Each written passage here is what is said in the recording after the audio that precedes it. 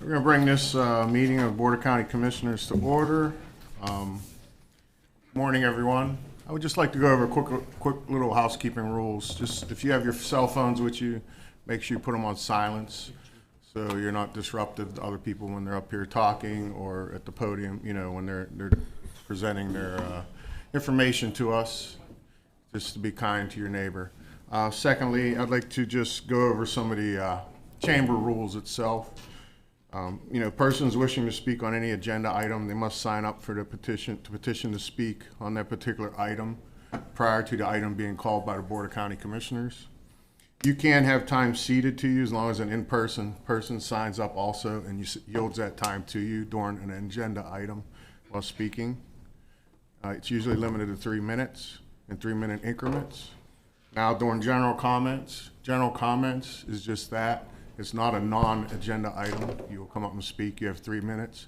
During general comments, you're not allowed to have ceded time to you per the chamber rules. Just want to get some clarity on that. And you can also speak to our consent agenda items. You just also have to register prior to us calling that to order. So this is wanted to remind everybody of that today. So. Well, sure, I'm glad you did. All right. County Manager. Yes, sir. We are going to start with our invocation by Commissioner Hall's grandchildren, followed by the Pledge of Allegiance with the grandchildren and Kathleen Ann Solano Alvarez. She's a Navy USS John F. Kennedy gunner's mate and firefighter, May 2001 through 2006, and now a mental health counseling intern working with kids ages 5 to 18.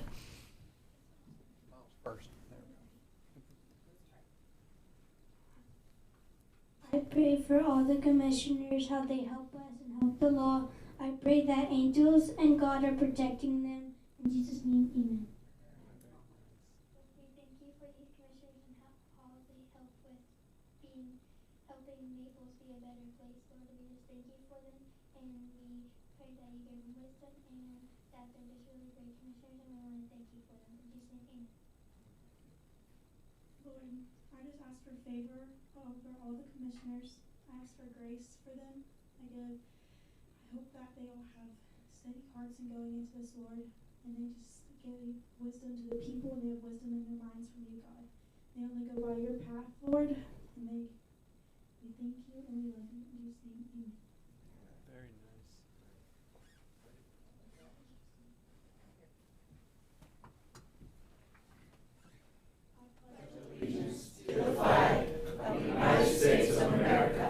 And to the republic for which it stands, one nation, under God, indivisible, with liberty and justice for all.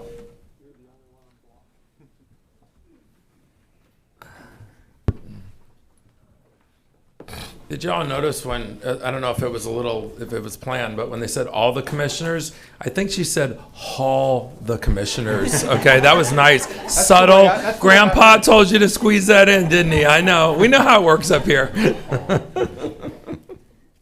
Good catch, Rick. Got them trained well. Very professional. All right.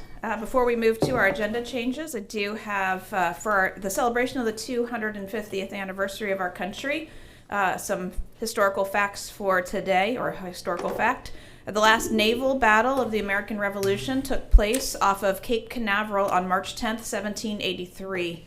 2 American ships were on a mission to bring 72,000 Spanish silver dollars from Cuba to the American colonies to pay the Continental soldiers. The American ships were intercepted by 3 British ships. However, the Americans ultimately prevailed. All right, so agenda changes for March 10th, 2026. First, we have move item 16M4 to 11G. This is a recommendation to approve and authorize the chair to execute a 180-day administrative extension for agreement number 22-7980, Tourism International Representation Germany Market, with Diamande GmbH and Company KG under the current contract pricing terms and conditions and make a finding that this action promotes tourism. This is being moved at Commissioner McDaniel's request.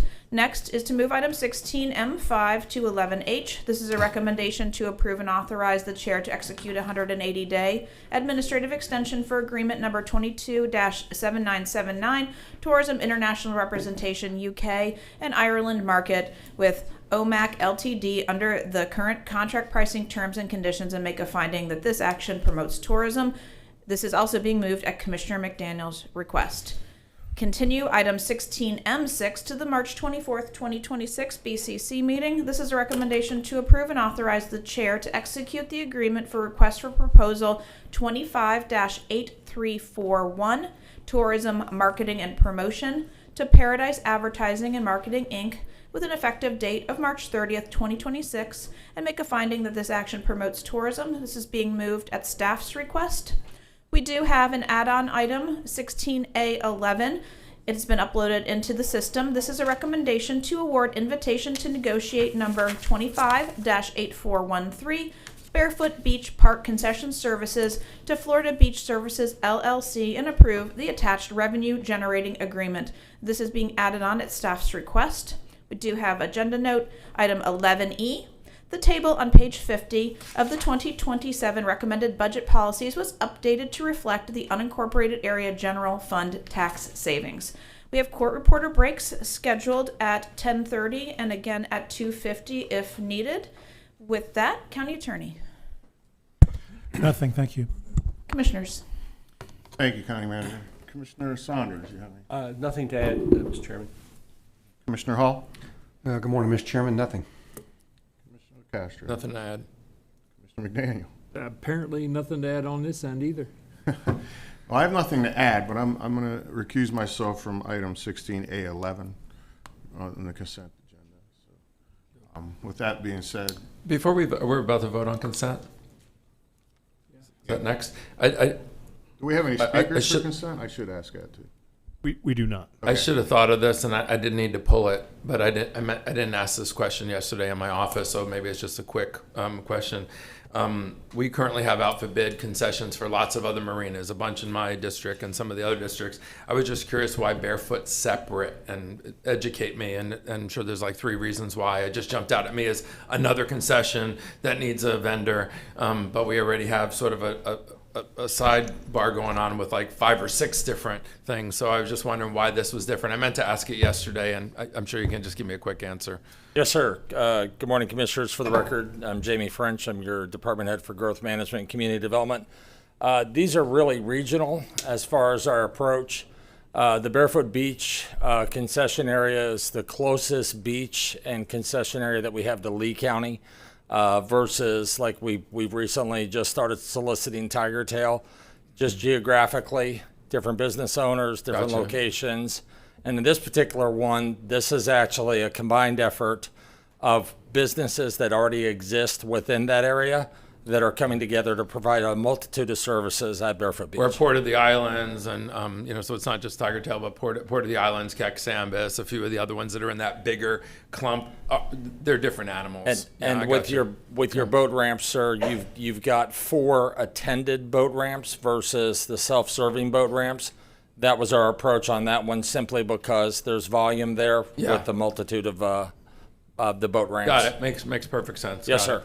Thank you. Thank you. All right. Do I have a motion for the Mr. Chairman, I'll make a motion to approve the consent agenda and the summary agenda. I have a motion. I have a motion and a second. All in favor signify by saying aye. Aye. Opposed, same sign, same sign. It passes. Thank you. Commissioners, that brings us to item 2A, and if you'd like, we can take 2B. These are the minutes from the February 10th, 2026 BCC meeting and the February 17th, 2026 workshop. Move for approval. I have a motion and a second. All in favor signify by saying aye. Aye. Opposed, same sign, same sign. It passes unanimously. Very good. We're going to move right along to item 4, our proclamations. Start with item 4A, a proclamation designating March 21st, 2026 as Save the Florida Panther Day, to be accepted by Meredith Budd, President, Friends of the Florida Panther Refuge. Congratulations. There we go.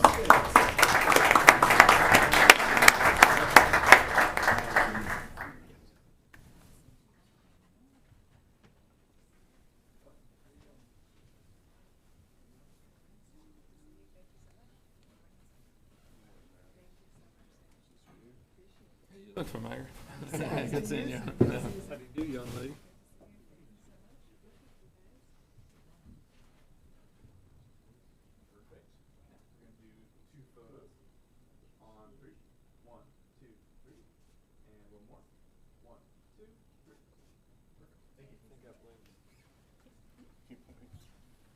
Probably takes more than one. Good morning. Good morning. Thank you so much. Thank you, Mr. Chair, Commissioners. My name is Meredith Budd, and I'm here on behalf of the Friends of the Panther Refuge. Thank you again for recognizing March 21st as Save the Florida Panther Day. The Florida panther is not only our state animal, but it's also an umbrella species, meaning that by protecting the panther and its habitat, we also protect a multitude of other species and natural landscapes that make Southwest Florida, our backyard, so special. Collier County has played such a tremendous role in the recovery of this endangered species. The partnerships between this community, the conservation organizations, and the public agencies have helped move this iconic species from the brink of extinction towards a more hopeful future. So to celebrate Save the Florida Panther Day, the Florida Panther National Wildlife Refuge, in partnership with the Friends of the Florida Panther Refuge, will host an open house on the refuge on Saturday, March 21st from 10 a.m. to 2 p.m. We'll have guided walks, swamp buggy tours, and opportunities for the public to experience panther habitat in the wild. So thank you again for recognizing this important day, and we hope to see you at the refuge for that weekend on March 21st. Thank you so much. Thank you. At the risk of making my phone public record, which we don't want to do, did you blow up there or send that picture over? The one I sent you this morning? Yeah. Send it where? The one I sent you this morning, did you get it pushed? I had a mail go through my backyard last night at 12:20 or 12:34 last night, and I sent it to her this morning about 6. So beautiful photo, perfect timing. I texted back. I said, "This is so timely, Yeah, considering that really we have the Panther Proclamation this morning." So always love seeing the Panther photos that you get and from your property. I will make that picture public record so everybody can see it. Just the picture. Appreciate you. Thank you, Commissioners. Thank you, Mary. Commissioners, item 4B is a proclamation designating March 2026 as National Nutrition Month, to be accepted by Nadia Hines, Clinical Nutrition Manager, Naples Comprehensive Health, Inc. Congratulations.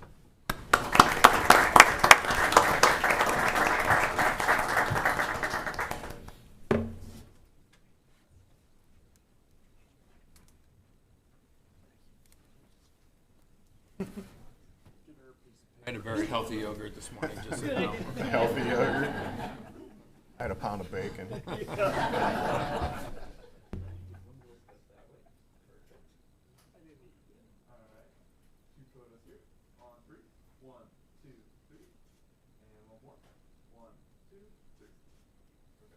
Say a few words at the podium if you'd like. Either one.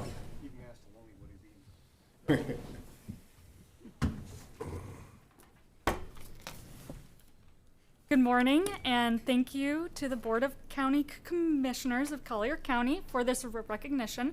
I'm honored to be here on behalf of our team at Naples Comprehensive Health to accept this proclamation designated March as National Nutrition Month. The type, quality, and amount of food we consume each day plays a vital role in our overall health. However, with so much conflicting dietary advice out there, champion evidence-based nutrition education is essential to truly enhance healthy eating practices in our community. This annual campaign, created by the Academy of Nutrition and Dietetics, focuses attention on the importance of making informed food choices. I want to recognize the professionals who lead this charge, our registered dietitians. They are the experts who translate complex nutritional science into practical care. The overall health and well-being of our residents is paramount importance to both Collier County and Naples Comprehensive Health. We appreciate your support.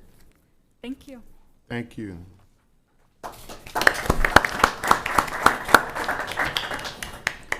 Item 4C is a proclamation designating March 2026 as American Red Cross Month to be accepted by John McKinnon, Executive Director, Southwest Gulf Coast to Glades Chapter, American Red Cross, South Florida Region. Congratulations.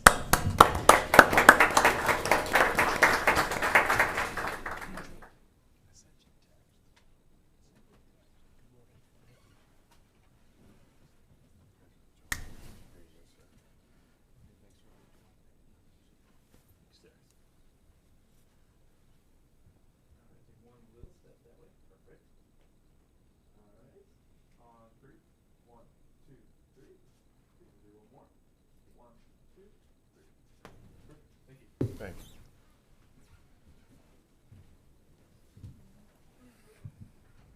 Well, thank you so much, Board of Commissioners. I'm very grateful for your continued recognition of the amazing work that the Red Cross does all throughout the country, but especially here in Collier County.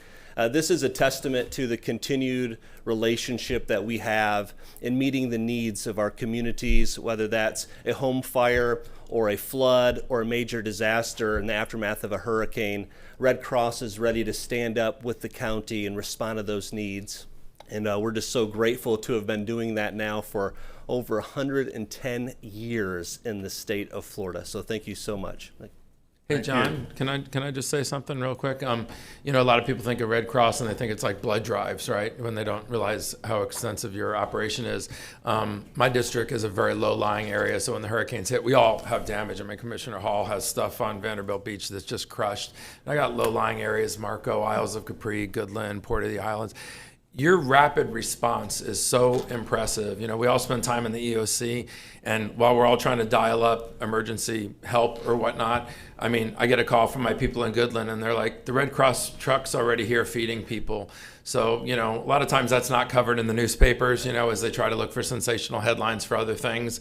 But you all just come out of the woodwork. You're on autopilot. You're not waiting for somebody to, you know where the emergencies are, and you just go to it. And it's so noticed and appreciated. So thank you, you know, for that. Oh, thank you so much. I'm newer to the Red Cross, and one thing so you're not responsible for any of the stuff I just said? Oh, okay. Some of it. Some of it. Send out postcard to the person that you only replaced. 9 hurricanes I've responded to in my career. But I will say this: Red Cross is the best kept secret that we have locally. It's really amazing. So thank you for great those partner words. for us. Thank you. I would also like to add that, you know, it's not us, there's just some of the citizens too. These guys come out and they're the first ones, our first responders are out there 24 hours, 12 hours, you know, standing at post doing directing traffic in the heat because, you know, all the power lines went down. They come up, they bring water, they bring food to these guys. I mean, they're there. So they're very, very crucial link in that process. Thank you. Thank you, guys.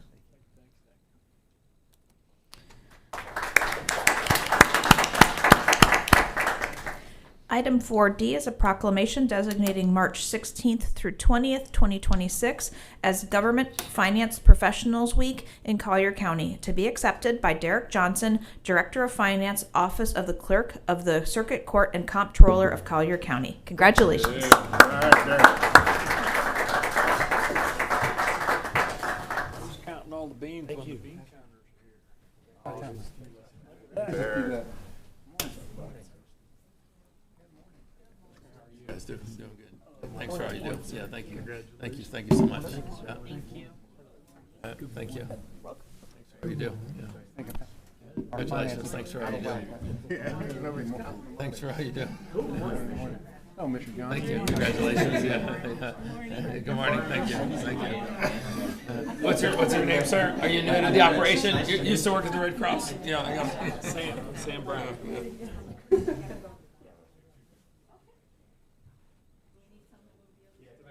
Pregnant lady in front.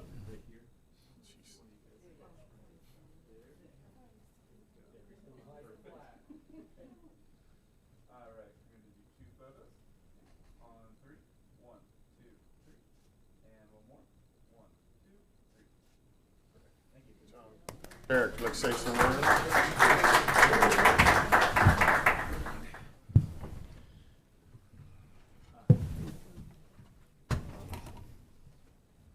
again, I certainly hope the photographer can make me look younger. Anyway, Derek Johnson from the clerk's office. Thanks for the recognition in this proclamation. These are some of the people who process accounts payable, payroll, manage debt and investments for you, as well as provide county fiscal processing. Mr. Johnson, of course, spearheads your budget initiative, which you'll hear more about later today. So just a big thanks to them. They're everything. I'm just kind of the figurehead today.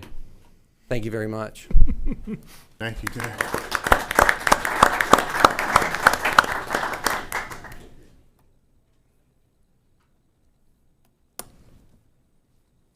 Commissioners, if we could get a motion to accept the proclamations.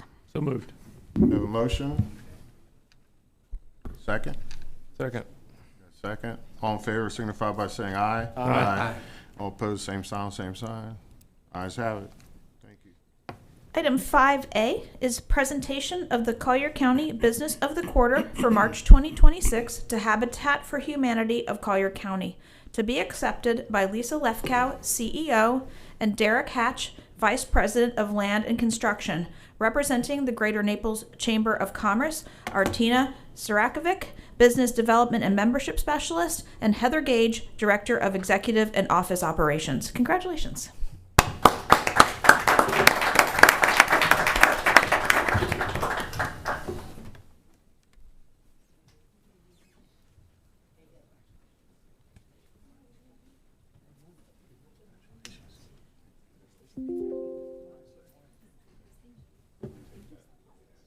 Congratulations. Yeah. Thanks for what you guys do. Congratulations.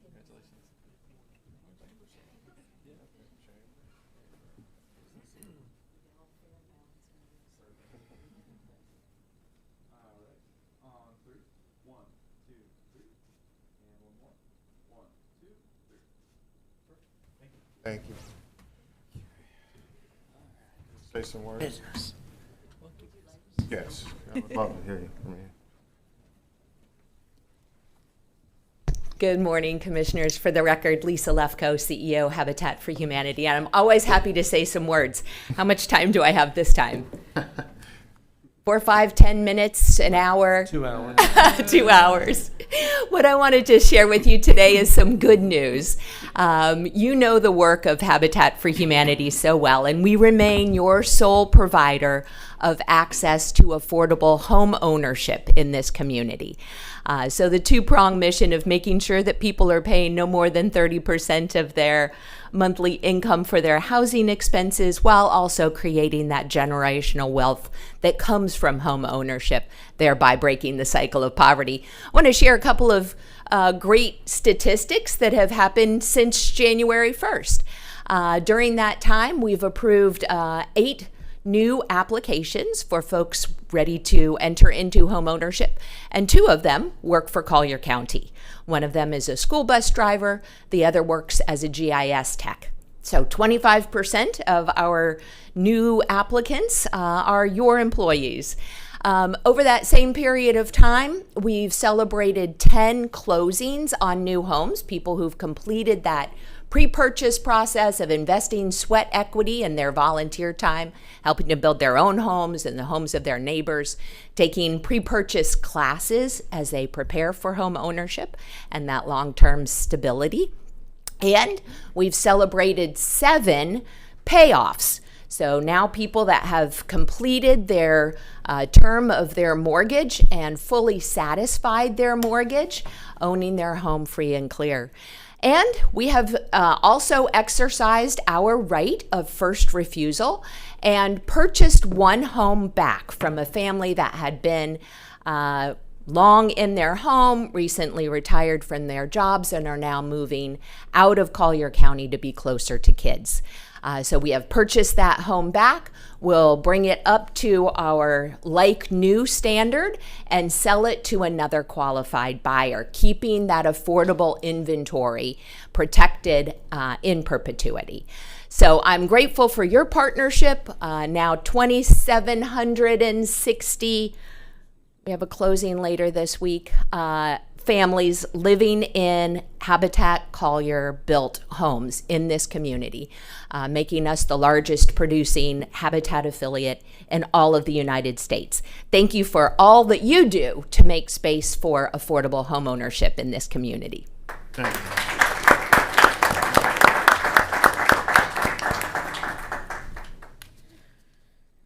Commissioners, if I could turn your attention to the back of the room for the Artist of the Month. The March Artist of the Month is Dan Jensen. An Illinois native, Dan studied at the Art Institute of Chicago before earning his BFA at the University of Denver. In 2016, he relocated to Naples, where Florida's distinctive light, landscape, and natural rhythms quickly became central to his work. Mr. Jensen's work often places the natural world in quiet contrast to the mass-produced, carefully manicured environment of modern Florida. A skilled realist painter, Jensen is also widely recognized for his portrait work, including his self-portrait on display in the back. Dan has presented 2 solo exhibitions in Southwest Florida and has exhibited in shows nationally. He is an artist member at the esteemed Arts Club of Chicago. With that moves us to item 7, public comments. We have 3 registered speakers for public comments, 2 here in the room and 1 on Zoom. Your first speaker is Stephen Gray. He'll be followed by Daniel Zagaric. Time don't start till you get there. I won't use it all. Depends on what he's talking about. Good morning. Thank you very much. My name's Stephen Gray. I'm, excuse me, I'm with the Marco Island City Council. I'm here just for some brief comments, please. First, thank you all for your service. I greatly appreciate it. I know we're all trying to do all we can for this wonderful community. Marco Island would benefit from a 1% sales tax being placed in the ballot in 2026. It would be very instructive to see how our voters would respond to that proposal. As a barrier island, we are challenged by rising costs of service. I am a strong advocate personally of disciplined financial stewardship. Our revenue sources are limited. Our business community believes they are being sufficiently taxed. Our residents believe they are paying their fair share. Our challenge is sourcing funding support in order to more effectively serve our very important tourist community. Adding the sales tax proposal to the 26th ballot would go a long way towards enhancing our capacity to serve our growing visitor base. Thank you very much for your consideration. Thank you. Your next speaker is Daniel Zagaric. He'll be followed on Zoom by Bobby Garner. He just walked out of the room, so I don't know. All right, let's try to go on to Zoom. Oh, he's here. back. He's back. He's back. Mr. Zagaric.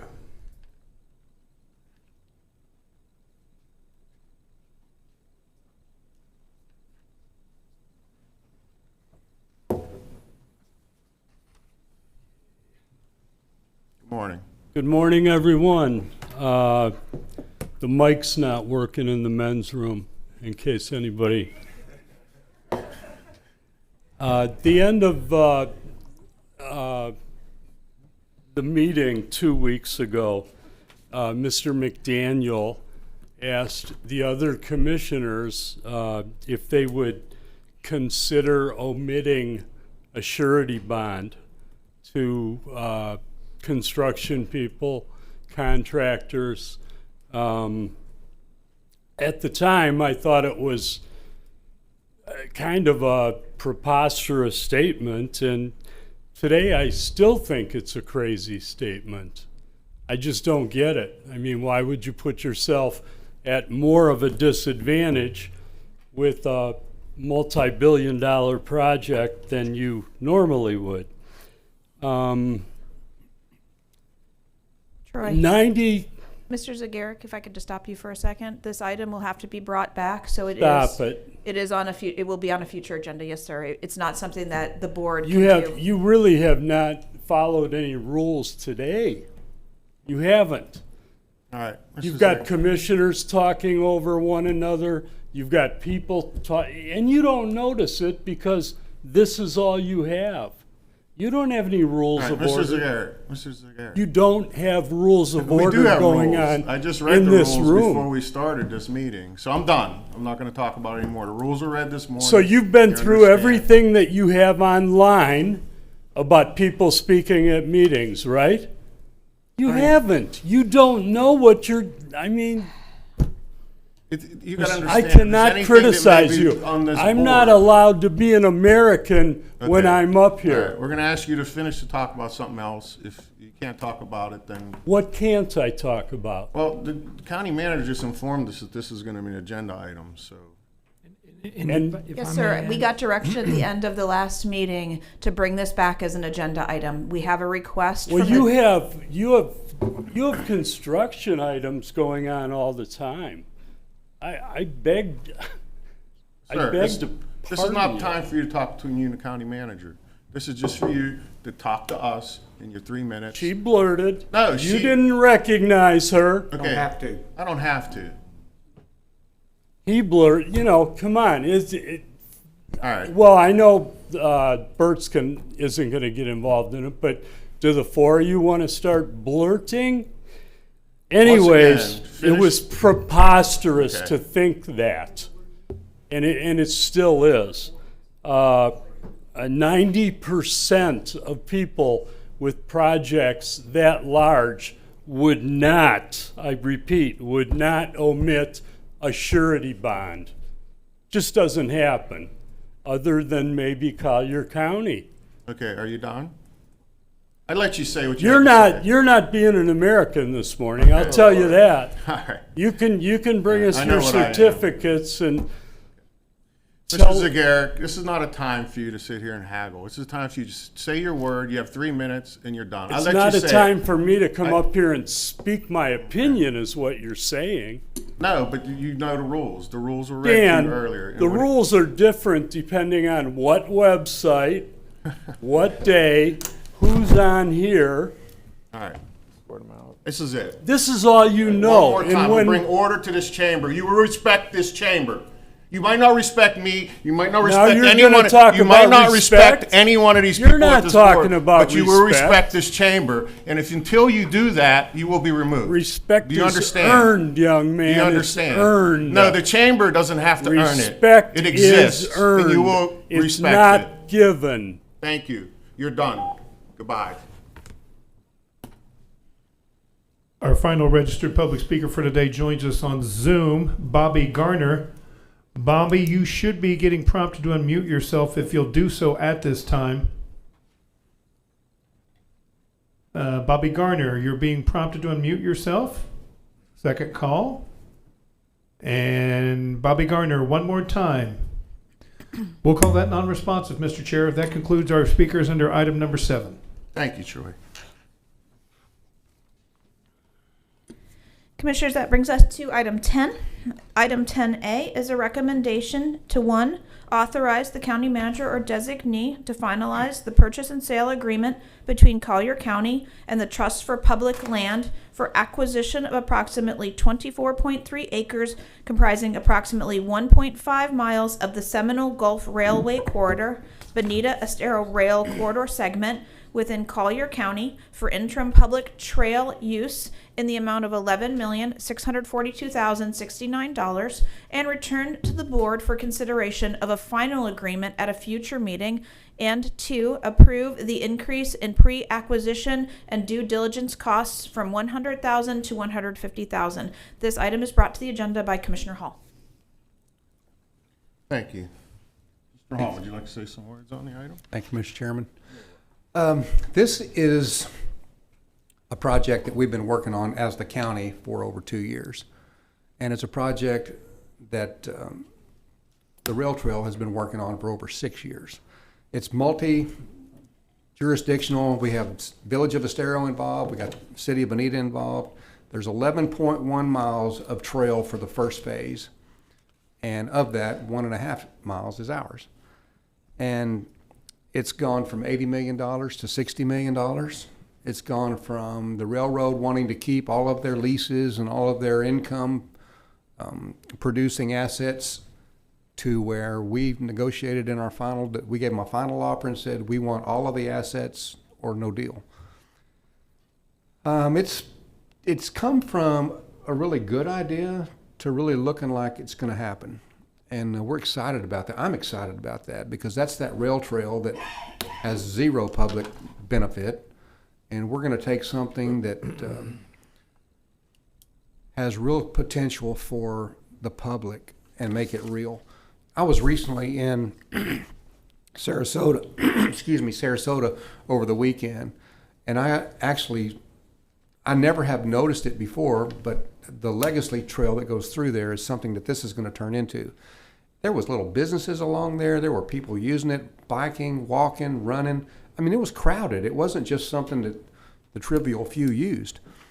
So this is something that's actually vital for us to obtain for our future traffic purposes with the extension of Veterans Memorial as well as the public rail trail. So I think we're going to have some public speakers on this. Okay, good. You done? Okay. Do you want the speakers now? Yes. Okay, we'll start. We have Brad Cornell, and he'll be followed by Marissa Figueroa. Mr. Chairman, as Brad's coming up, I do have a couple comments I wanted to make. Okay. I'm sorry, I didn't see you. No, that's okay. Commissioner Saunders, you mind? Brad, if you can just hold up the Commissioner Saunders' comment. I am 100% supportive of this acquisition. I want us to have a little bit of a discussion on the source of funds. And let me, Ms. Scott's going to probably have to help me out here, but the Citizens Land Advisory Committee that deals with Conservation Collier recommended a pledge of Conservation Collier funds, a portion. And I believe that was a 50% pledge.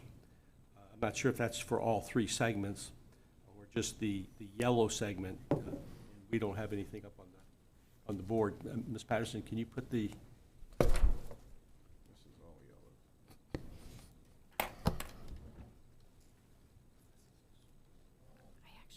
yellow. There are three segments. One is adjacent to, runs through some Conservation Collier lands, the yellow segment. I think it's appropriate for the county Conservation Collier program to pay 100% of that cost. Then there's the purple section, which connects the public to the Conservation Collier lands, which is a goal of Conservation Collier, and I think it's appropriate for all or a portion of that to be paid for. But I don't think it's appropriate for the light blue section to be paid for with Conservation Collier funds. So my recommendation would be to use reserves for that, to make the acquisition, but not to take that from Conservation Collier. Just a suggestion. I think the speakers are probably going to be addressing the issue of, from the looks of who's going to be speaking, probably be talking about the Conservation Collier aspects of this. That's just a suggestion for the board to think about as we hear from the speakers. All right, Brad Cornell will be followed by Marissa Figueroa. Good morning, Mr. Chair and Commissioners. Thank you for the opportunity to address you. I'm Brad Cornell, and I'm here as Policy Director for Audubon Western Everglades.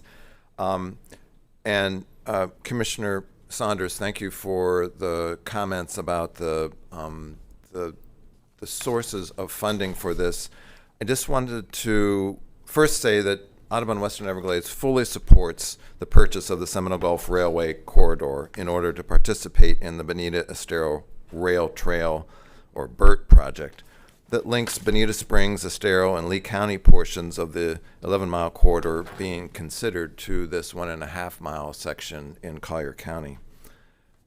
There was a significant discussion and public input from Audubon Western Everglades, Audubon, Florida, Trust for Public Lands, and Friends of BERT at the Conservation Collier Land Acquisition Advisory Committee hearing last July. That was July 2nd, 2025. The outcome was that CLAC, your advisory committee, recommended Conservation Collier funds be used to buy the railway corridor from Railhead Boulevard south to the cell tower parcel, except for the small road crossing parcel. So just to clarify, the recommendation was to use Conservation Collier funds to purchase the yellow and the blue portions, which are both within and adjacent to the Conservation Collier Railhead Scrub Preserve, as well as the yellow portion goes up to Railhead Boulevard, which is not right in a Conservation Collier Preserve, but it allows for better access from Old 41 through the boulevard to that point. The purple section that you see on the map is the half-mile section that runs through some industrial lands, a lot of storage facilities and other.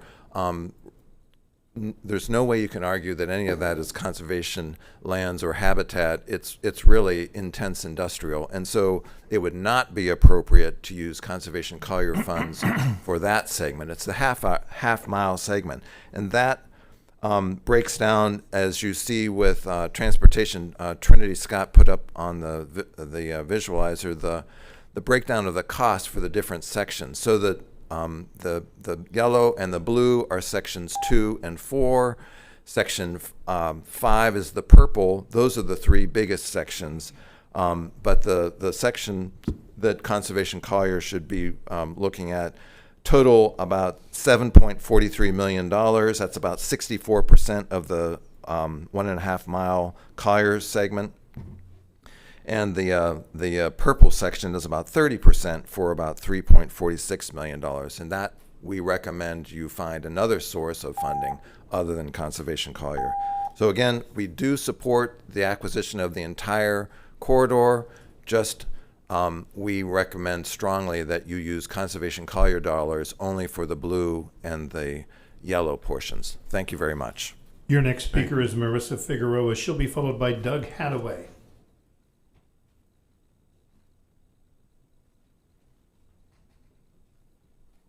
Thank you. Good morning. Marissa Figueroa from Audubon, Florida, and Collier County resident. Thank you for the opportunity to comment. Audubon, Florida strongly supports the acquisition of the Seminole Gulf Railway Corridor to complement the lee portions for the Bonita Estero Rail Trail. Like the Gordon River Greenway, it's also funded from several sources and expected to be a major recreational attraction as a pedestrian bike path through this unique habitat. I'm excited to use this one day as well. We agree that Audubon of Western Everglades colleagues too, that Conservation Collier Fund should only be used for the railway sections along Railhead Scrub Preserve and the Railhead Boulevard access opportunity. Audubon, Florida also supports the proposed restoration for the portions of the railway south of Veterans Memorial Extension, and this will help aid in prescribed fire and vital land management for these rare habitats surrounding this corridor. And it should also be unpaved for hiking paths to allow for some public access. Acquisition of the railway and construction of this major public recreational facility will help also bring long-awaited public access to this beautiful and rare habitat at Railhead Scrub Preserve. And it will also allow for some long overdue land management and restoration measures that have been waiting for both the road and the railway statuses to be updated. So again, Audubon, Florida fully supports the railway acquisition, but we also urge you to at the commission to use Conservation Collier funds only for segments 2 and 4, that blue and that yellow portion, which are directly adjacent to the Railhead Scrub Preserve and the Railhead Boulevard access juncture. And if you must use some of those funds, please do them sparingly. Thank you. Thank you. Your next speaker is Doug Hadaway. He'll be followed by Deborah Orton.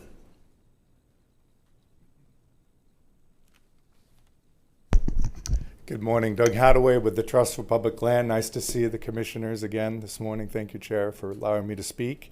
It has been, as Commissioner Hall had mentioned, I am one of those that have been working on this project for 6 years. It is a very complex project, as I believe you're all familiar with a lot of legal nuances and practical nuances and negotiation nuances that 3 minutes does not allow to cover. But I'm really happy that we are here talking about funding this project in cooperation with the City of Bonita Springs and the Village of Estero.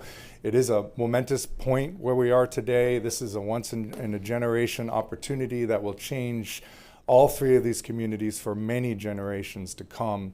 Economic investment, new jobs, safe routes to school, to each other, to church.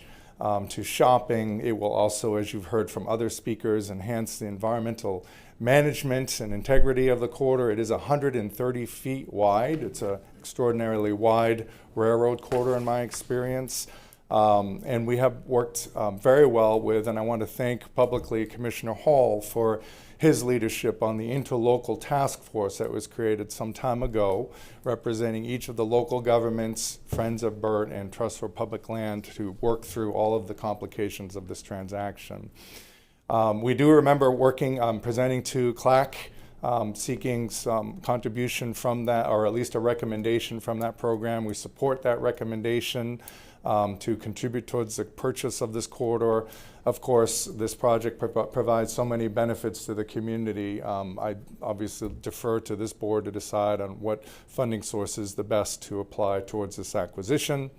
I'm here, mostly I wanted to just say hello to you again. I'm here to answer any particular questions you might have about this project. And thank you so much for getting to this point with your leadership. And it is, Commissioner McDaniel, it's still intended to be a rail-banked corridor. Thank you. Thank you. Your next speaker is Deborah Orton. She'll be followed by Meredith Budd. My name is Deb Orton. I'm president of Friends of Burt, and we are a 501c3, and I'm co-founder of this organization that today has about 4,500 members in Lee and Collier counties. And I think a lot has already been said, so I don't need to say a lot, except to say I do want to publicly thank your liaison, our champion in Collier County, and that is Chris Hall. We work so closely together with all three of these jurisdictions, and one of the things that we as Friends of Burt have realized is we've been so hyper-focused on this 12-foot trail that we fail to mention that the 11.4 miles actually represents 180 acres of land. So as we look at this purchase, we're trying to activate that 180 acres with a trail, but it brings you to rivers, it brings you to conservation areas. Commissioner Hall and I have actually walked that conservation area and understand just how precious it is in Collier County. So with that, I'll just say thank you for your consideration. Thank you. Your next speaker is Meredith Budd, and she will be followed by Bridget Washburn. Good morning again, commissioners. I am here as the president of the board for Audubon Western Everglades, as well as just an environmental professional and Collier County resident. I want to reiterate that we strongly support the vision of a connected public trail and agree that acquiring the full right-of-way is a fantastic investment for the community. Expanding public access to nature and outdoor recreation is something that I think we all share as a goal. While I don't want to see the county stray from full acquisition, I do share the concerns about the funding source, and I support Commissioner Saunders' suggestion, so appreciate that. Conservation Collier, as you all very well know, is a voter-approved program with very clear criteria on how the funds are intended to be used. After reviewing the proposal, the CLAC advised the southern portion, has been shown on the map that was up on the screen, to recommend authorizing about $4 million for that portion only. So while purchasing the entire right-of-way for the trail is a very, very good use of public money, that does not necessarily mean it's appropriate for all of it to be coming from Conservation Collier. So I do respectfully request that the balance between what the CLAC recommended and what's on the agenda today be funded through another county budget, as Commissioner Saunders suggested. Doing so would allow the county to move forward with this amazing trail acquisition while still protecting the integrity of the Conservation Collier program and honoring the intent of that program and what the voters approved. So I thank you for your time and for your consideration. It's good to see you all again today. Thank you. Thank you. Your next speaker is Bridget Washburn. She'll be followed by Reese Watkins. Morning, commissioners. Thanks for your time today. I'm Bridget Washburn, Executive Director of Audubon Western Everglades. And to reiterate what my colleagues said, we're really excited about this trail. It's a great opportunity for folks to get out and be at the Railhead Scrub Preserve. It's got amazing habitat, and you go to the Gordon Greenway, it is packed on pretty days, so a really nice way for people to get outside. However, like they said, the funding source matters. The portion of the rail that's adjacent to the Railhead Scrub Preserve, it provides a lot of ecological connectivity, it has high conservation value. So we totally support using Conservation Collier funds to acquire that section, about $7.4 million. That would be consistent with the program's intent. However, that half-mile segment through the industrial area, like others have said, we really recommend finding another funding source. Limiting the Conservation Collier funding to the portion of the corridor with the clear conservation benefits lets us support the trail while honoring the conservation commitment made to voters. You know, we've seen the Conservation Collier program come on the ballot several times in the last few decades. And so, you know, voters are agreeing to pay for conservation lands. What we are a little afraid of is this precedent might scare voters off. The next time it comes on the ballot, they're going to wonder where their money will be directed. So again, one other suggestion, whenever the trail is being planned and built, we understand there will need to be a safe pedestrian and bicycle crossing of the 4-lane future Veterans Memorial Boulevard extension. And so we would really like to see and recommend that be coordinated with a gopher tortoise and a small mammal crossing. So we ask you and are excited for you to please support the trail, but ensure that Conservation Collier funds are used only for the conservation portions. Thanks so much. Thank you. Your next speaker is Reese Watkins, and he'll be followed by Ellen Getz.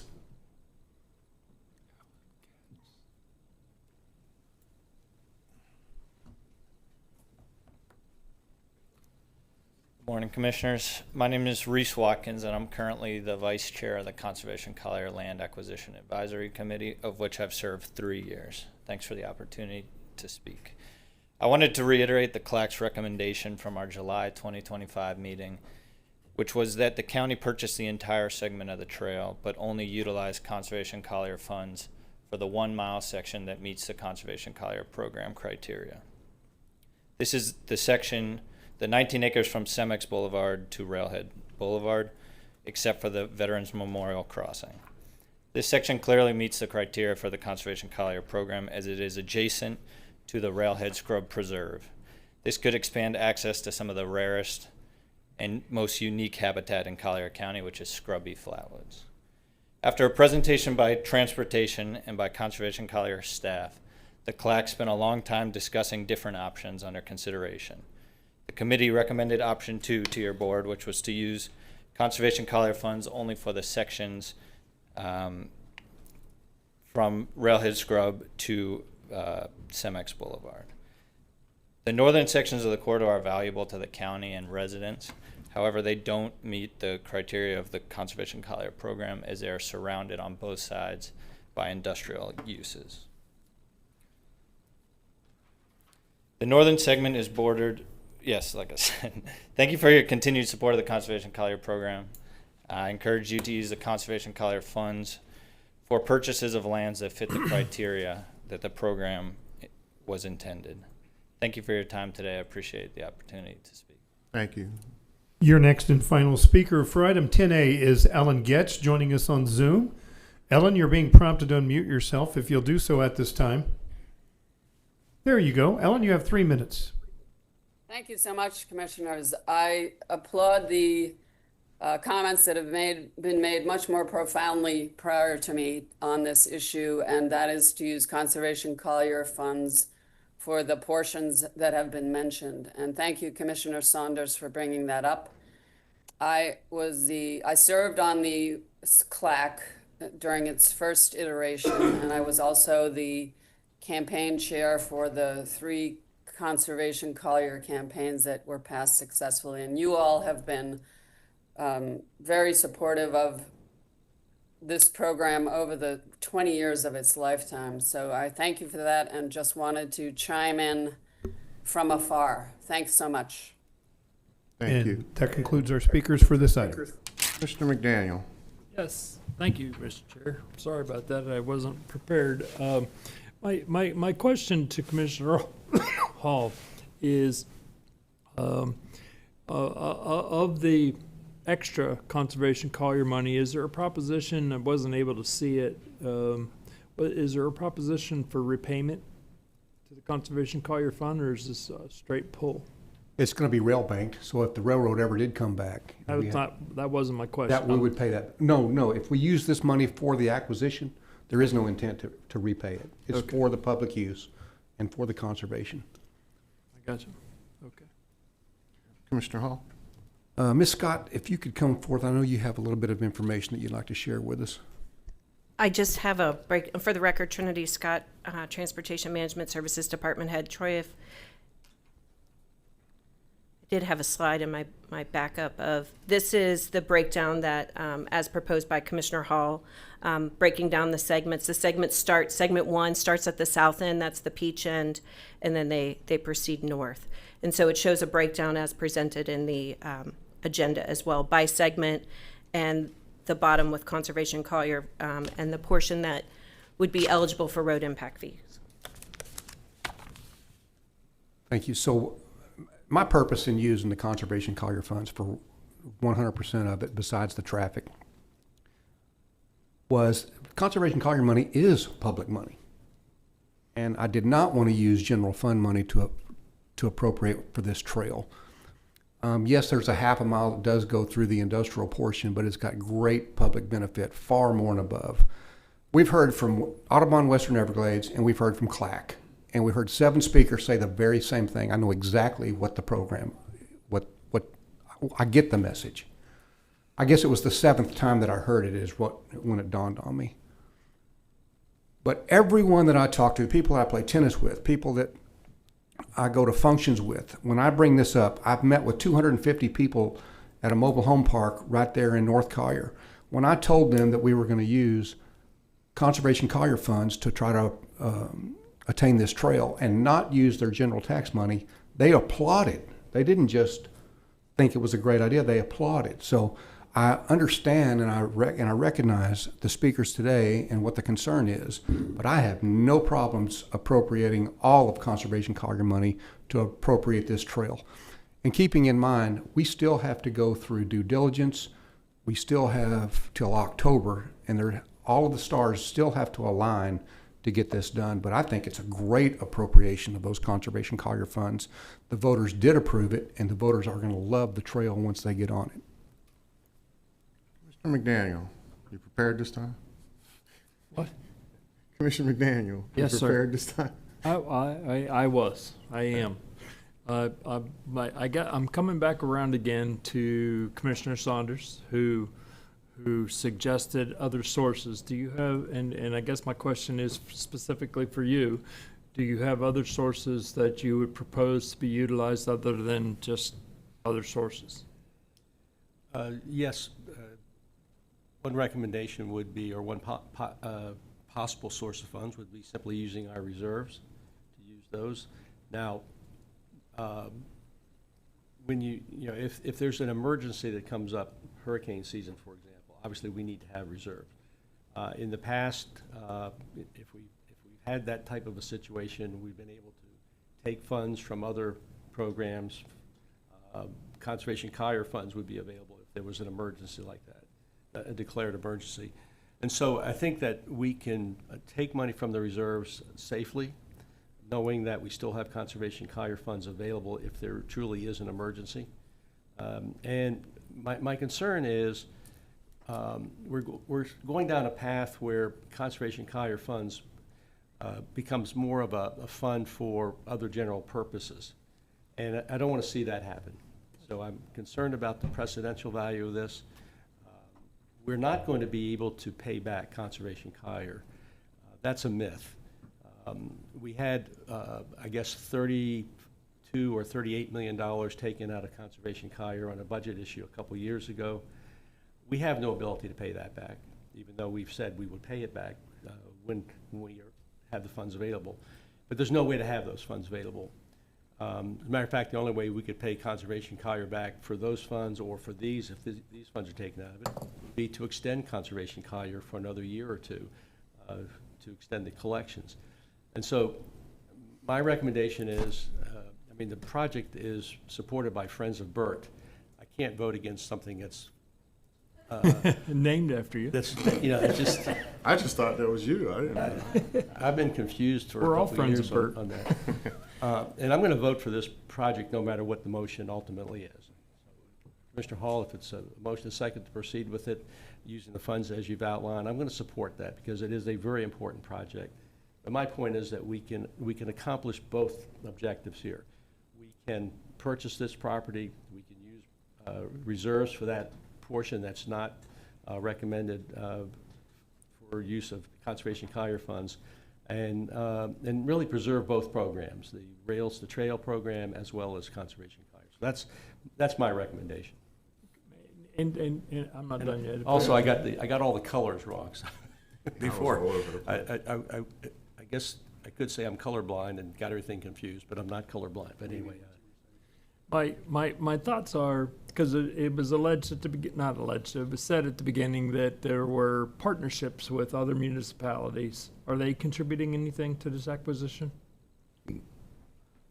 This is only our portion. This is only the 1.5 miles So of yes, our portion. yes, they are contributing. So they're contributing to, Bonita, City of Bonita is contributing to their section, Village of Estero is funding their section. Okay, all right. Well, and again, I would like to see some reciprocation. Again, I'm the one that and by the way, it was 29 million that was taken from Conservation Collier when we funded the budget a couple of years ago, not 38 or 39 for that one. And I'm the one that made the recommendation to do that, and then in error didn't delineate that those funds be replaced somehow. It never dawned on me when we were in that 1:30 meeting in the morning that those funds weren't going to be replaced. I wish now that I would have specifically said that.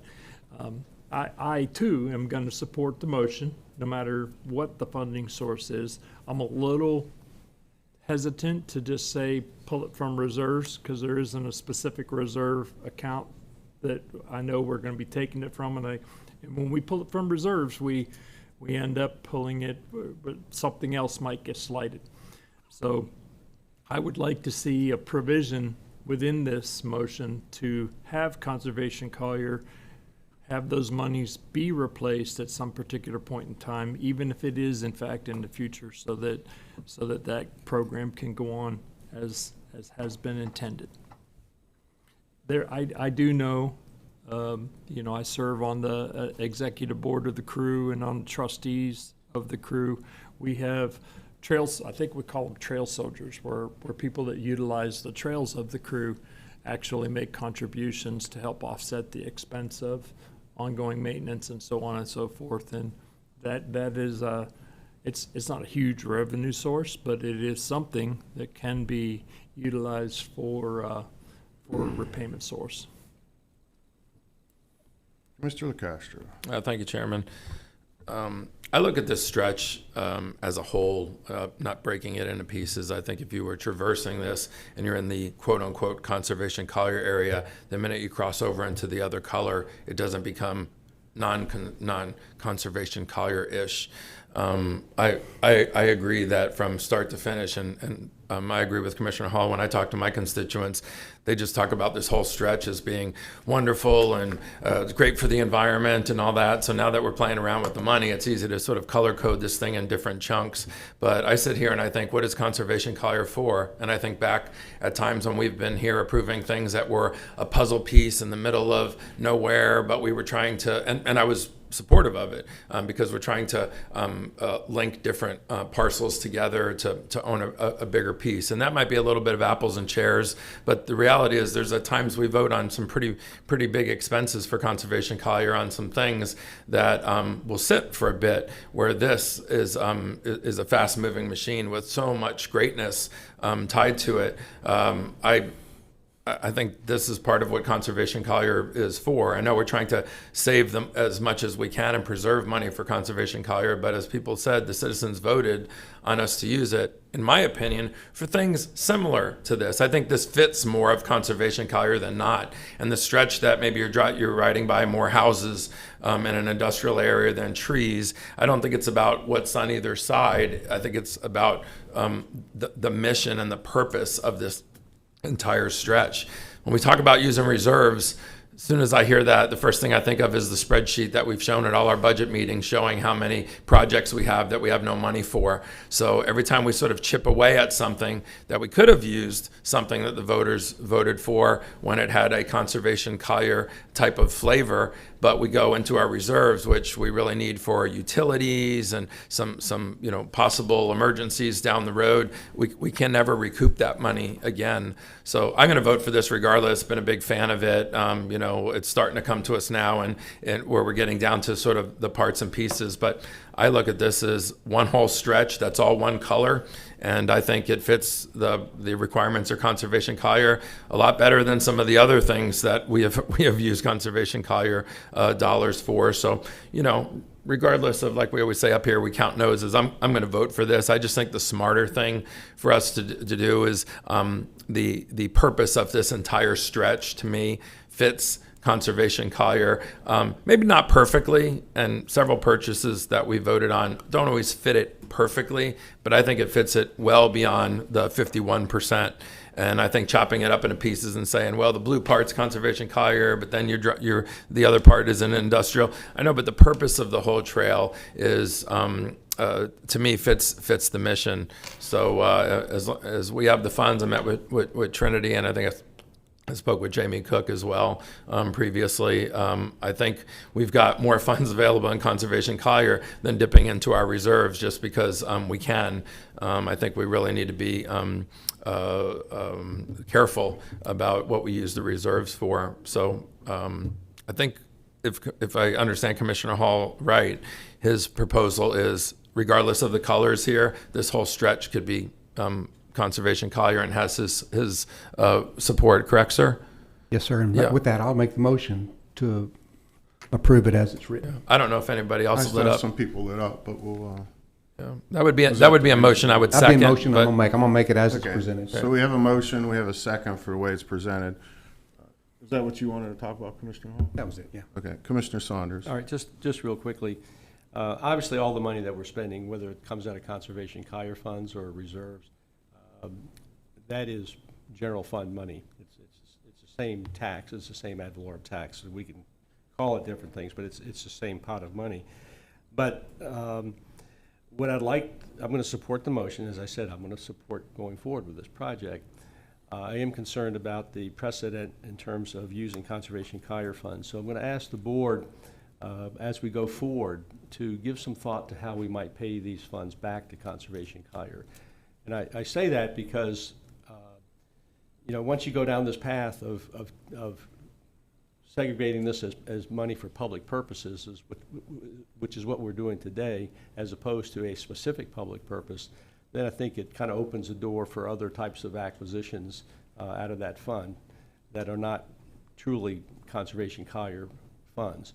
And so, and I'm absolutely convinced, as I said, there's no way to pay these dollars back to Conservation Collier other than the potential for extending Conservation Collier, extending the tax for a couple of years.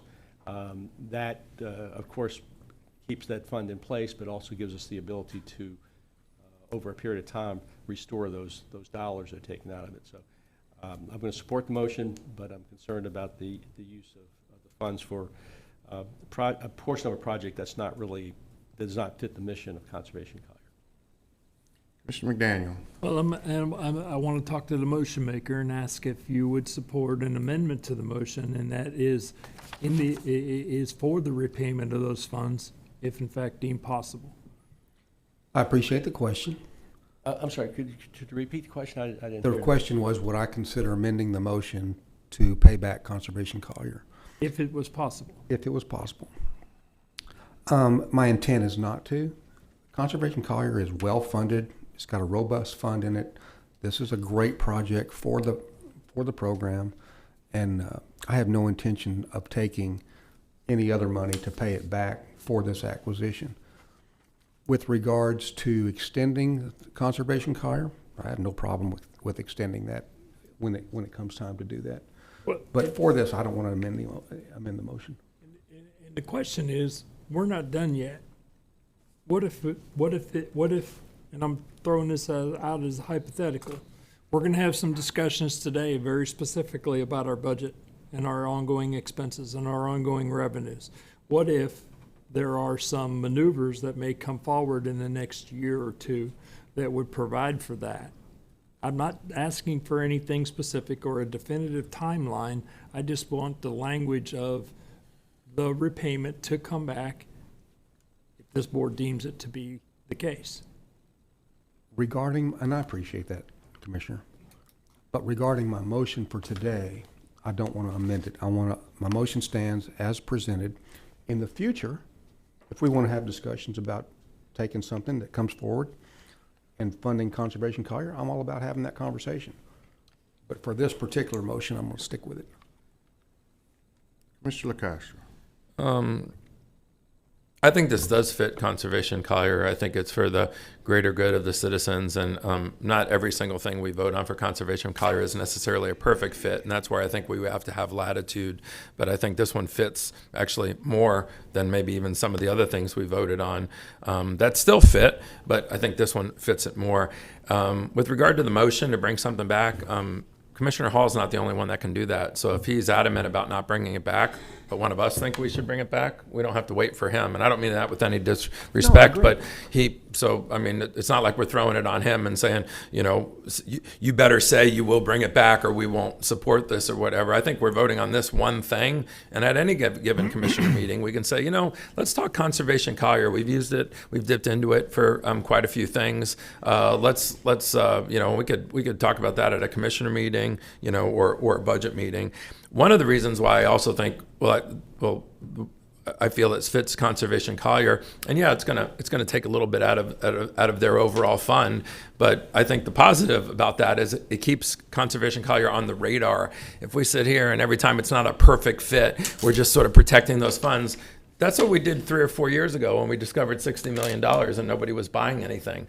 And so I think if we actually start using the funds for things that are within the window of conservation and the public good, and they're going by trees and plants and vegetation and all that, one of the things we're also doing is we're not forgetting that we are lowering the balance that's in the Conservation Collier Fund, and we need to keep that on the radar as far as either reimbursement or,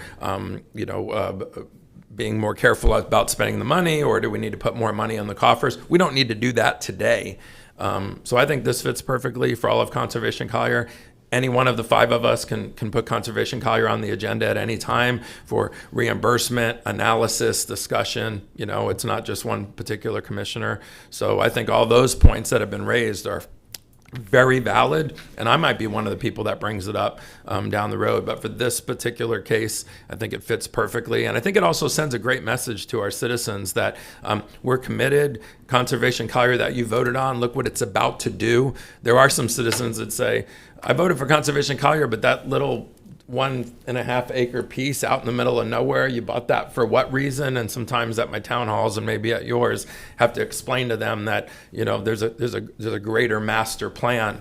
This one doesn't take a lot of explanation, and so I think it actually is a good advertisement for Conservation Collier use of funds, and it keeps it on the radar for us to continue to discuss the balance of what's left to buy.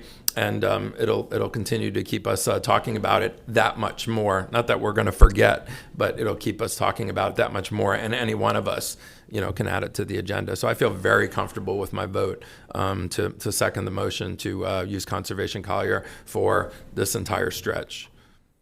Mr. Saunders. Thank you. And just very briefly, as I said, I'm going to support the motion. I'm glad we've had this conversation about repaying Conservation Collier.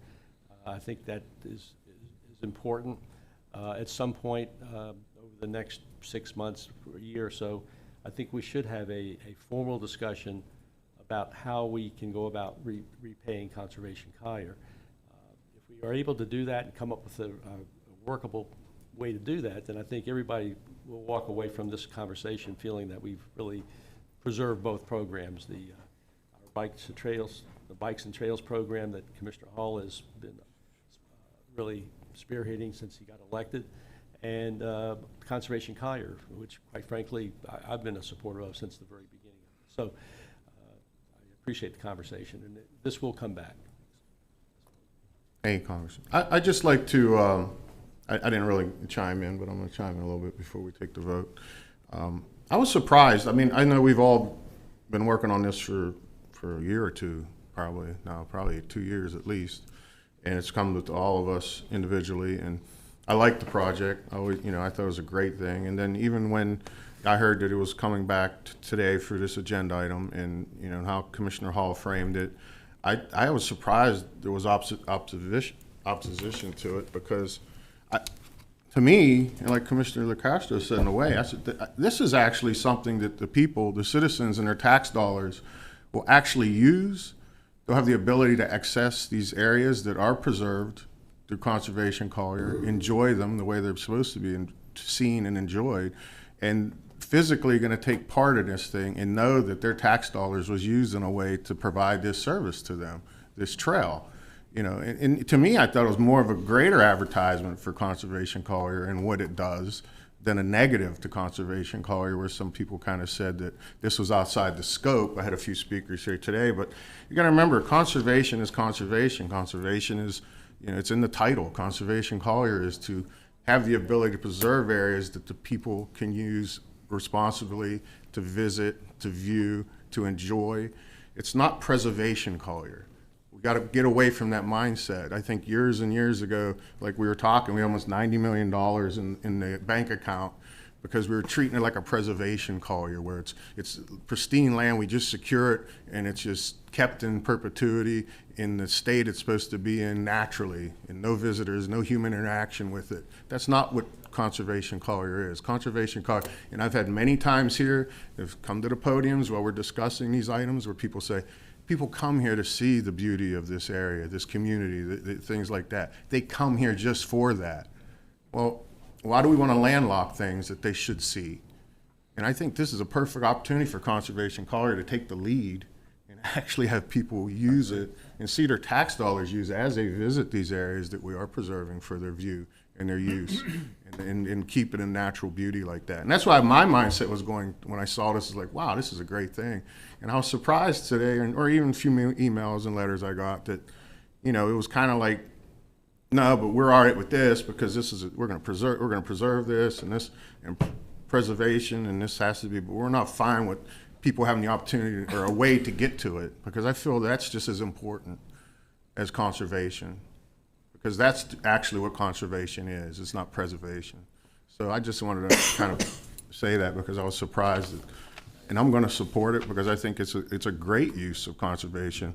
And offense Commissioner Saunders, but when you were asked, how would we fund it, and you said use reserves, but then if we have a hurricane, we'll just take conservation money back. So ultimately conservation would pay for it. So I don't. That's not a great plan. But I think this is an exact example of what Conservation Collier can do for its citizens using their tax dollars in the right way. It gives them the opportunity to actually experience it. I think that's the most important thing. When people experience it, they're going to respect the program that much more. You can't get to some of these things out in the middle of Everglades, or out in the estate somewhere. We're trying to piece together 500 1.1 acre parcels, and we spend the money on that. But nobody really has the opportunity to ever know it's even there or how their money was even spent.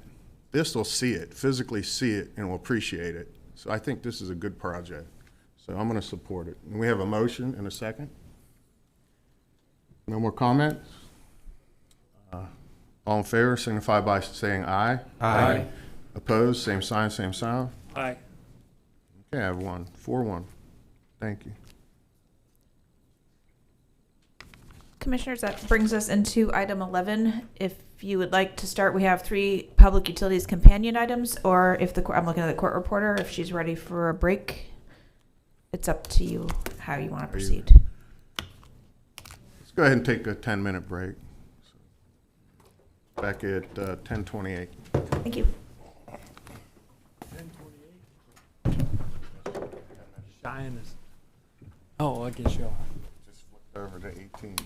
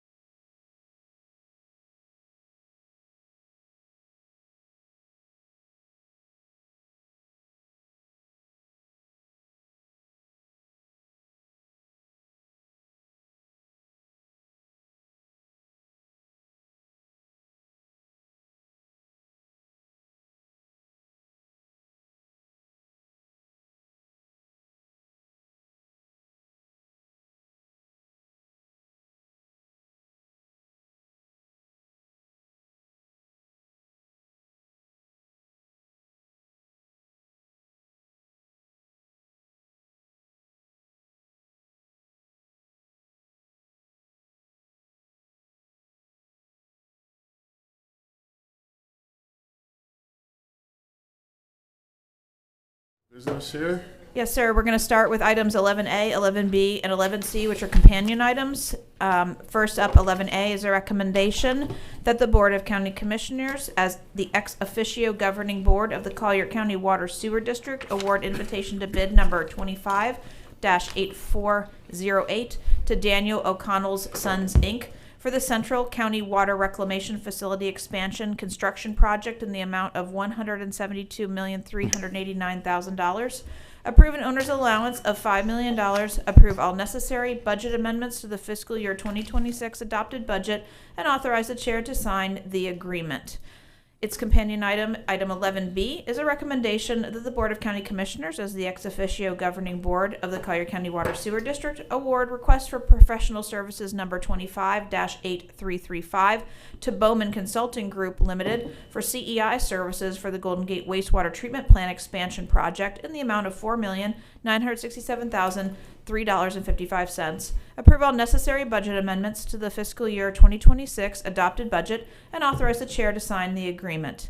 Finally, item 11C is a recommendation that the Board of County Commissioners, as the ex officio governing board of the Collier County Water Sewer District, approve amendment number 2 to agreement number 19-7621 with Tetra Tech Inc. in the amount of $4,881,901 for the Golden Gate Wastewater Engineer of Record and Infrastructure Improvements, amend the consultant's rates, extend the agreement for an additional 1,665 days, approve the necessary budget amendments to the fiscal year 2026 adopted budget, and authorize the chair to sign the attached amendment. We have Mr. Jim Deloney, your department head for public utilities, here to begin the presentation or answer questions at your pleasure. Okay. Next chart, please. Next charts. That's okay. Chair, I have a presentation, but I'm sitting at your direction whether to answer questions or provide the presentation. Your call. Well, I had a pretty deep dive on this. We had a good conversation yesterday in my Yes, sir. office. Referenced some things I had a lot of questions on, but you pretty much answered them. I know I'll ask my colleagues here what their feelings are if they want to. How in depth were they with this particular item? On second his motion. Yeah, I'm prepared to vote on this without the presentation. I am also, and it's kind of, the meetings I had leading up to this really answered everything I had. Yes, sir. So I have a motion, Commissioner I'll make a motion. Now, are we only on item 11A at this point? They are companion items, sir. They're all together, 11A, 11B, and 11C. Okay, then I'll make a motion to approve items 11A, 11B, and 11C. Second. I have a motion, a second. All in favor signify by saying aye. Aye. All opposed, same sign, same sign. Thanks, Passes, sir. Great presentation. Mr. Chairman, if I might just make a quick comment. Going back to 2016, and Commissioner McDaniel knows this, one of the goals was to improve the Golden Gate City community.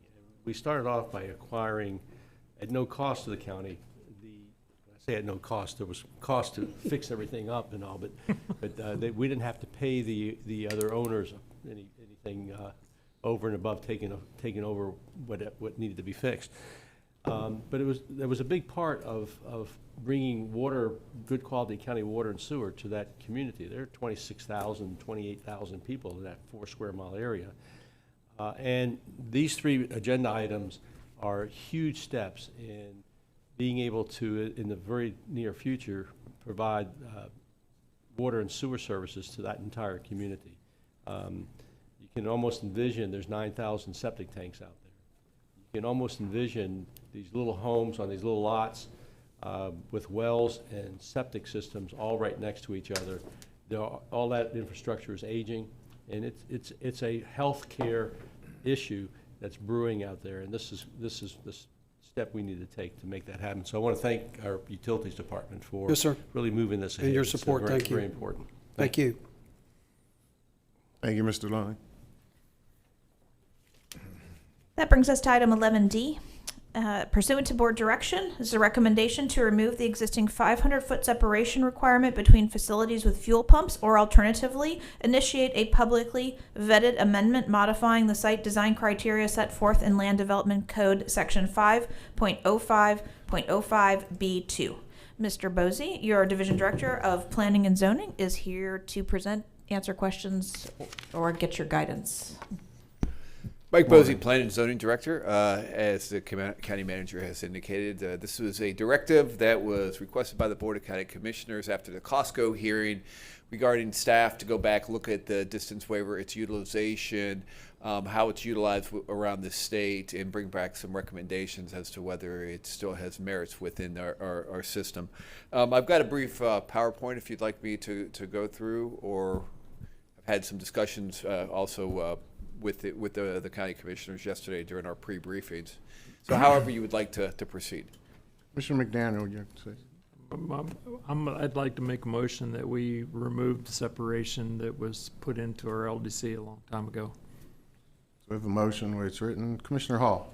I'm going to second that, but I do think it's got public value. For Mr. Bosey, if you could just explain, out of the 420 governing entities, how many of them had an ordinance like this or code like this? I think that's pretty stout. On the first option to eliminate the waiver, the first note says it should be noted there are 67 counties and 411 municipalities in the state of Florida. It's 478 jurisdictions that have land use controls. Only 7 of them have distance waivers. That's 1.5%. There's no state statute prohibiting facilities with fuel pumps within 500 feet of each other. We've had 10 distance waivers that have made it to a hearing. All have been approved. 8 out of the 10 were in activity centers. And the site development approval process, as well as a transportation analysis, which is a part of the access management policies, provide for an adequate review and analysis to address safety concerns in the ingress and egress issues associated with these facilities. Those are the reasons why staff has identified as to why we feel that we can safely amend the land development code to remove this requirement and not compromise public safety. Perfect. Thank you. Mr. Castro. One of the reasons why I would like you to continue with the detail is if we just vote on this, this has a real high chance of being misrepresented in the press with, more sensational headlines. Guess what the stupid commissioners did because they got pressured by Costco? They did away with this law that made it a requirement. And you have stats in here that talk about the reason why we brought this up is this thing really is not necessary. It's not. And at any time, if we think two projects are too close to each other for any reason, gas stations or for whatever, we can always make that part of our discussion. But we thought this was redundant, unnecessary. Costco might have brought it to light, but this thing's been simmering for a while. Commissioner McDaniel was the one that I think most eloquently put it together and said this thing is well past its time. Isn't really worth the paper it's printed on, and for smaller government, less direction. But there again, I'll preface it by saying we can always bring back an issue if we feel that there's concerns with something that's too close, but I don't necessarily think we need this. And you have so many statistics in here that I think if we just vote on it and pass it, I know what tomorrow's headlines on Facebook, Nextdoor, and in some of our printed media say, and it doesn't adequately represent the details that are in here as to why we're considering not just doing away with this, but why it really is. It doesn't serve its purpose. It's unneeded, but it doesn't take away the ability for us to address at any time something that we think doesn't have the proper setbacks or those details. So I think this isn't a 50 slide PowerPoint, but everything I heard in here yesterday, I really want to get on the public record because it has a very high chance of being misrepresented. I think if we don't get on the record and we don't hear from you. And I will say one of the factors is there is not a prohibition against gas stations being located within 50 or 500 feet of each other. There's only a condition that when that condition occurs, that there's an extra step of public hearing that's associated with it. This was a strategy that was developed in 1998. When the board first adopted it, and it was designed for a specific location. It was Pine Ridge Road, and due to the volume of traffic and the number of gas stations being proposed along the Pine Ridge I-75 interchange, that they implemented this distance waiver. Yes, sir. And I just wanted to interject, and then I'm finished. But the inference by citizens when we were talking about Costco was, how dare you break the law when it comes to the distance between gas stations? And that couldn't be further from the truth. And no matter how many times we explained it. And so that's why I think not having this hang out there, thinking it's some sort of law, or we looked the other way because we wanted Costco so much that wasn't the case. So anyway, proceed. So following up on that, as I said, there was 11 distance waiver requests that have been provided to, or has been asked of this county. 6 of them have been approved by the board, the BZA yourself as the Board of Zoning Adjustments, and 4 by the hearing examiner, and 1 is withdrawn. So every single one that has been proposed has been approved. So the public hearing has not yielded a conclusions towards where the operational analysis that's provided by our transportation planning department, when we have SDPs that haven't arrived upon a safe condition. Like I have said, the reasons for the option or eliminated the waiver are one, because of there were those state prohibitions. Were very few jurisdictions that actually have these requirements. We've never disapproved them, and the majority of them have been within activity centers. And the way that activity centers work with the traffic patterns and the arrangement of barriers within the divided highways that make up our collector and arterial roads really does provide for that break, or that interception that prevents the cross-pollination of these facilities in terms of creating that dangerous situation that the Board of County Commissioners in 1998 was seeking to avoid. The other option that we had, or 2 other options we had identified, the second option was only apply them outside of activity centers. 8 out of the 10 distance waivers that were approved were in activity centers. Only 2 were non-activity center locations. And the majority of activity centers, as I said, they have physical dividers that address safety and egress concerns within the overall transportation system. And then the majority of activity centers provide for multiple entrances with spacing criteria within the quadrants of the commercial and mixed-use development uses. So that was another option. Obviously, that's not what you're suggesting. And then the final option really isn't a statistic. It's staff could go back, look at the criteria that's associated with it, provide for some updating to make it a little bit more efficient. But at the end of the day, I think the criteria or the option that you're choosing is the correct option. And our transportation analysis is done at every one of our SDPs, provide for the assurances that the safe conditions that this regulation was attempted to provide for is provided for by the competency of our staff. Thank you. And I'd like to just interject also on the record that typically this wouldn't even come to us. This would go before the HEX, correct? Correct. With the advent of the HEX, with the adoption of the HEX, now the distance waivers sits with the HEX as well. Sits with the HEX. Only if it was appealed would it come to the BZA. Yeah, and typically when it's with the HEX, he looks at the ordinance itself, the language within the 4 corners, and in those 4 corners, there's waivers to the rule, and 10 times out of 10, it met the waivers. So in reality, the HEX would have had the same ruling, just going by the language within the 4 corners of the ordinance. They would have approved them regardless.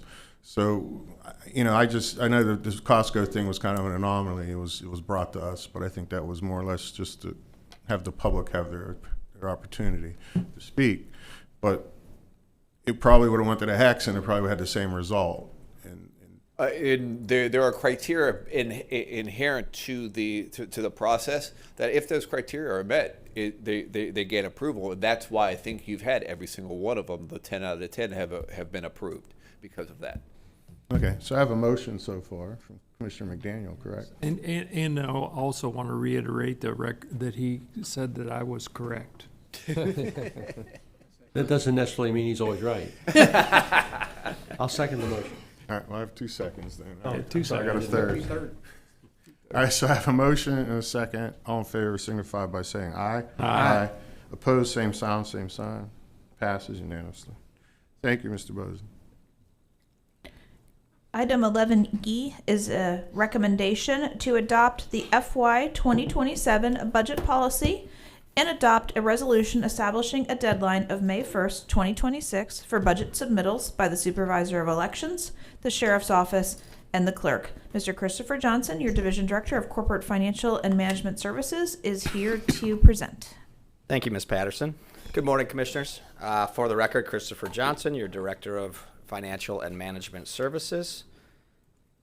What we're going to be doing today is discussing the requested action today, the FY27 budget timeline. We're going to go through a quick overview of the FY26 budget. We're going to discuss our ad valorem history, and we'll go through the FY27 budget highlights followed by the recommendation for today. So to start, I'm going to start with the requested action today. The requested action is going to be to adopt the FY27 budget policy, which will set the framework for departments and divisions to establish their budget that will be reviewed and approved by the county manager before coming to you all in June prior to the September hearings. We're also going to establish those June budget workshop dates and September public hearing dates. We're going to adopt a resolution establishing a deadline of May 1st, 2026 for budget submittals by the Supervisor of Elections, the Sheriff's Office, and the Clerk.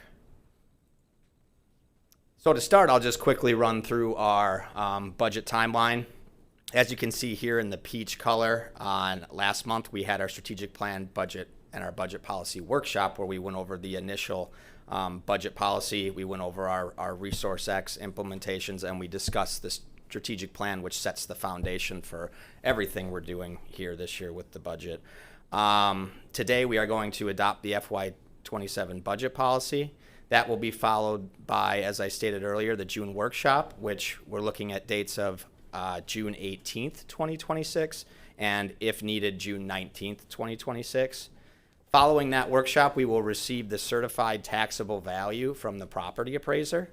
From there, the board will adopt the proposed maximum millage rates, which we do in July. This year, it looks like it's going to be July 14th. From there, the board will receive the tentative budget on the day after, on the 15th.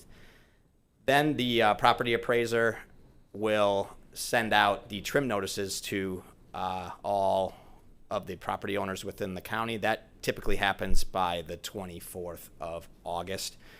And after that, we have our two public hearings. The tentative schedule for those that we will be affirming today is 9/3/2026. Again, these are the nighttime meetings. They happen at 5:05 in this building.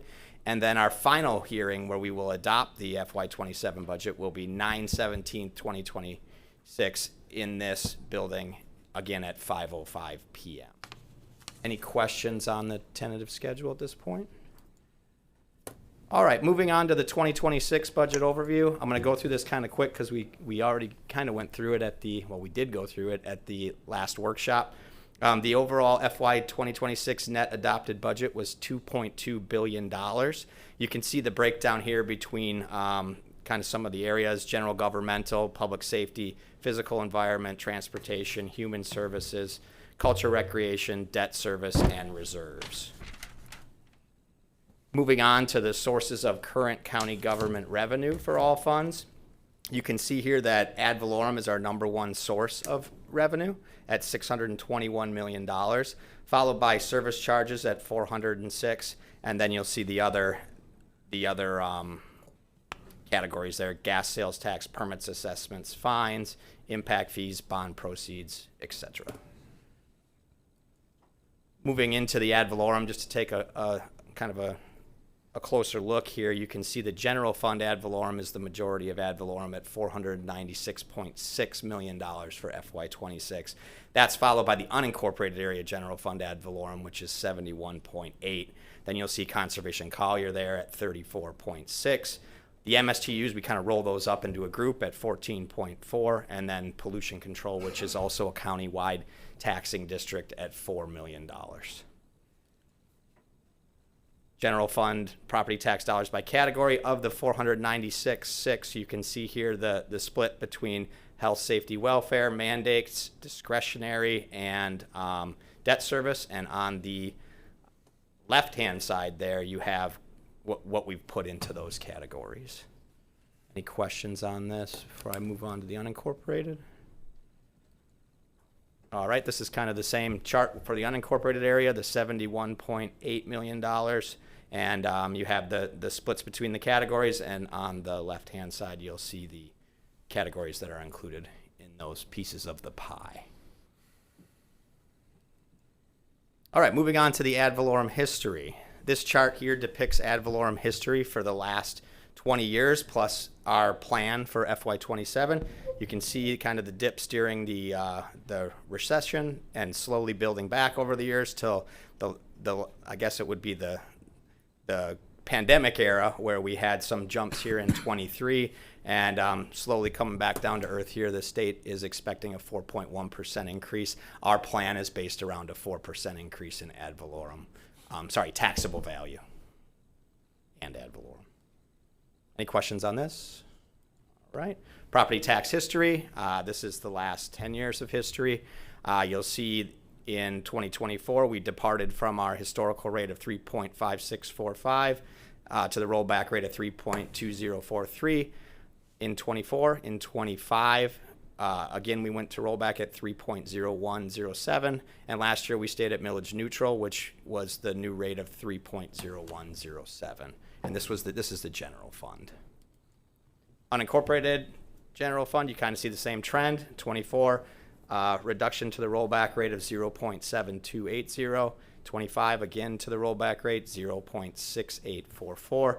And last year, adopting a millage neutral rate of 0.6844. This slide here depicts the taxpayer savings compared to those historical rates. Tax year 23, 24, 25, which is FY 24, 25, and 26, the total savings across the general fund and the unincorporated area general fund was about $250 million. Based on this year's planning scenario, looking back at those historical numbers at millage neutral with a 4% taxable value increase, it'll be another $108 million in taxpayer savings. And I know Amy read this in the record earlier, but in the actual document, the unincorporated area general fund table was updated after the agenda item printed, so it's correct now. Any questions on this? All right, moving into the FY27 budget policy highlights, we'll talk about priority-based budgeting, control lines, capital allocations and debt, millage rate policy and program enhancements, employee compensation, health insurance, and reserves.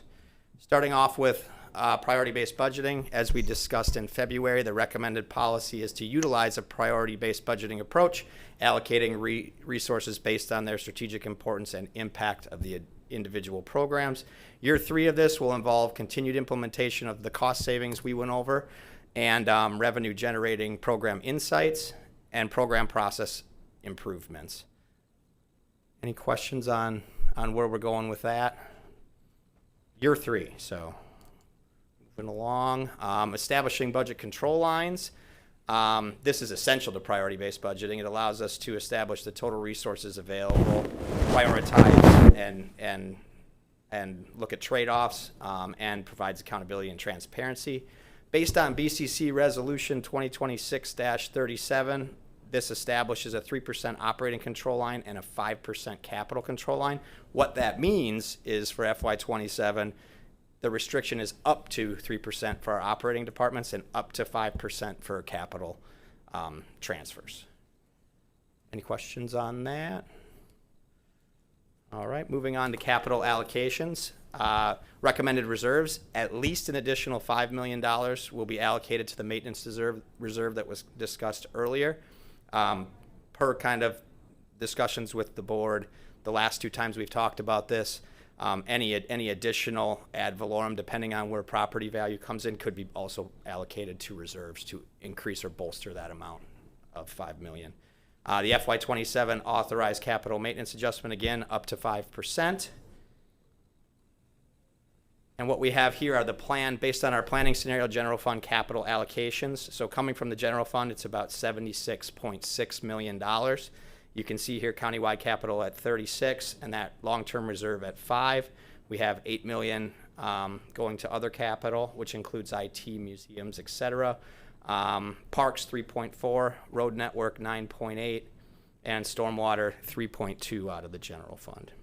And up top, you'll see the debt transfers. So we have 8.5 in non-growth debt and an investment in growth debt of 1.5. Here's the unincorporated area general fund contributions: 28.5 million, 4.5 to parks, 15.7 for roads, and 8.3 for stormwater. Now, with that said, this is I'm going to skip a couple slides here and get to this. That portion you're seeing there was what we call our pay-go capital. That's cash we plan on having on hand to support capital projects. The capital program that you've seen through the AUIR, and I heard a couple of you discuss today with the 5 to 10 year plans. What we're looking at for budget policy is the one year of that, the tactical plan. It's one single year of that plan. Now, when we're looking long term, we have kind of a few options. We have pay-go, we have debt to fund capital projects, and then we have a hybrid approach, which is what we are currently using. Now, the hybrid approach that we're using is we utilize the pay-go, and then we're utilizing short-term debt, such as commercial paper, which in our case it is commercial paper, to cash flow the capital program. And then at some point we will refinance this commercial paper or short-term debt to long-term debt. This allows us flexibility, timing of the market, and minimizes our debt service in the short run. So I just wanted to run through a couple slides just to show you where we're at with our programs and this hybrid approach. So the first is transportation. Debt service funding from transportation is paid by two sources. We have gas tax that we pay debt service, and then we have the ability for road impact fees for those growth-related projects. Currently, the board has approved a $50 million commercial paper short-term debt to start funding our program for the current year. At this point in time, we haven't drawn on any of that. But it will allow us to let contracts and cash flow the projects moving into FY27. For the stormwater section, we have our current debt service for stormwater is paid with the general fund. We do have a potential, and I know there's going to be future discussions on a stormwater fee or another way to fund stormwater besides general fund ad valorem.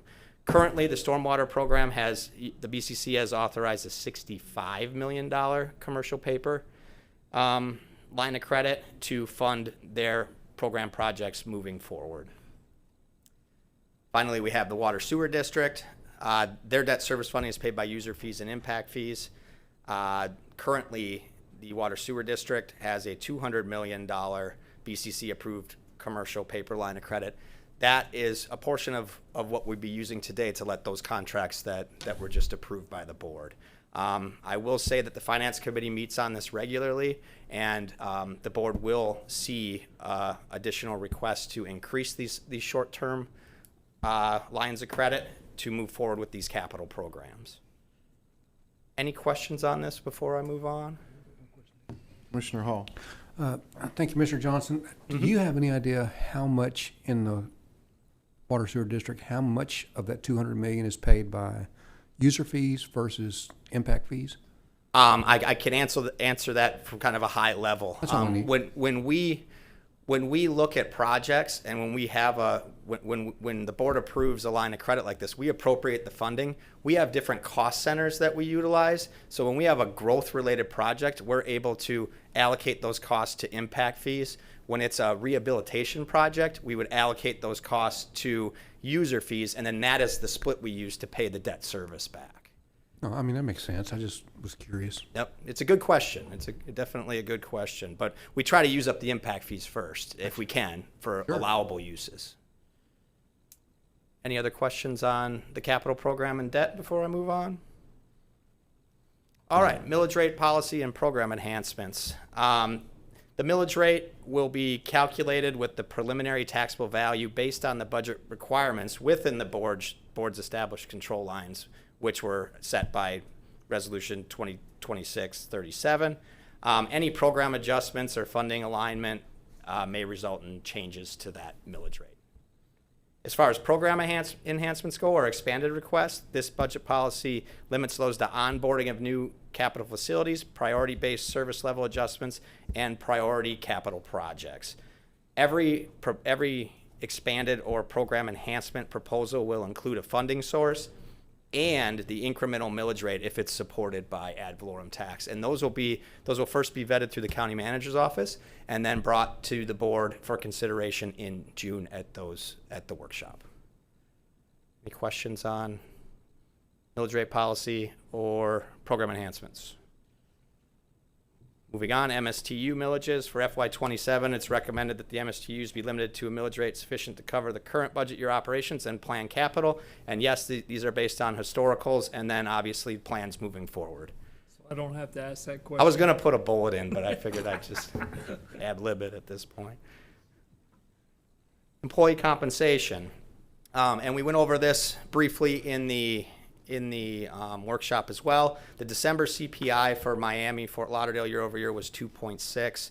The most recent Florida Price Index ranked Collier County as the highest of 67 counties to live in as far as cost goes. The pay plan recommendation for FY27 I lost my word here, to utilize while preparing the budget is 2.5% general wage adjustment and pay plan maintenance of 0.5% to try to target some of those maybe underpaid specific classifications. Any questions on employee compensation? Employee health insurance. Healthcare costs are expected to increase between 6 and 7% for FY26. The recommended reserves, and I had a slide last time on this kind of showing you how we calculate this. There's $16.8 million required for us to have as reserves. That includes 2 months and our incurred but not received claims, I believe. They got the risk people in the back. I think I said that right. What we do as the county is we try to achieve 99% certainty, so we add another chunk on that. Based on that Monte Carlo simulation to ensure within 99% certainty that we will have the money required to fund our self-insured health insurance program. So the total amount of reserves recommended for 2027 will be $24 million in reserves. To achieve this, we're going to have approximately a $4.5 million combined increase in the health care plan contribution and a potential for a one-time fund level contribution. I know at the workshop we discussed a couple other healthcare options, including the Sheriff's Association and the potential to adjust the contribution rates. We're going to do more research on that. We're working with getting some quotes from the Sheriff's Association and putting together some charts on how that contribution change would affect the overall budget plan. Those would be presented in June with the budget workshop. Questions on health insurance? Good. All right. General governmental reserves. For the general fund, the floor, we're looking at 8% of operating revenue or approximately $50.8 million with a ceiling of 16% of operating revenues or $101.6 million. FY26 reserves were $79.6 million. The planning scenario that I have has it about $81.6 million. For reserves this year, so a slight increase in reserves. Unincorporated area general fund, the target is 8% of operating expenses or 1 month of expenses, so about $7.3 million. FY26 was $7.1 million. Any other governmental funds that receive transfer revenue from either of those funds, the general fund or the unincorporated area general fund, will set those reserves to cover the first month of operations or when our first transfer is scheduled. Depending on the funds, we have requirements to do transfers at certain times of the year. Enterprise fund reserves, the Collier County Water Sewer District user fee reserve is established minimally between 5% and 15% of revenues, with working capital resources set between 45 and 90 days. Solid waste is between 45 and 90 days. And then we have reserve targets within the growth management building permit fee fund and the planning fund of 3 and 9 months respectively. Questions on reserve targets?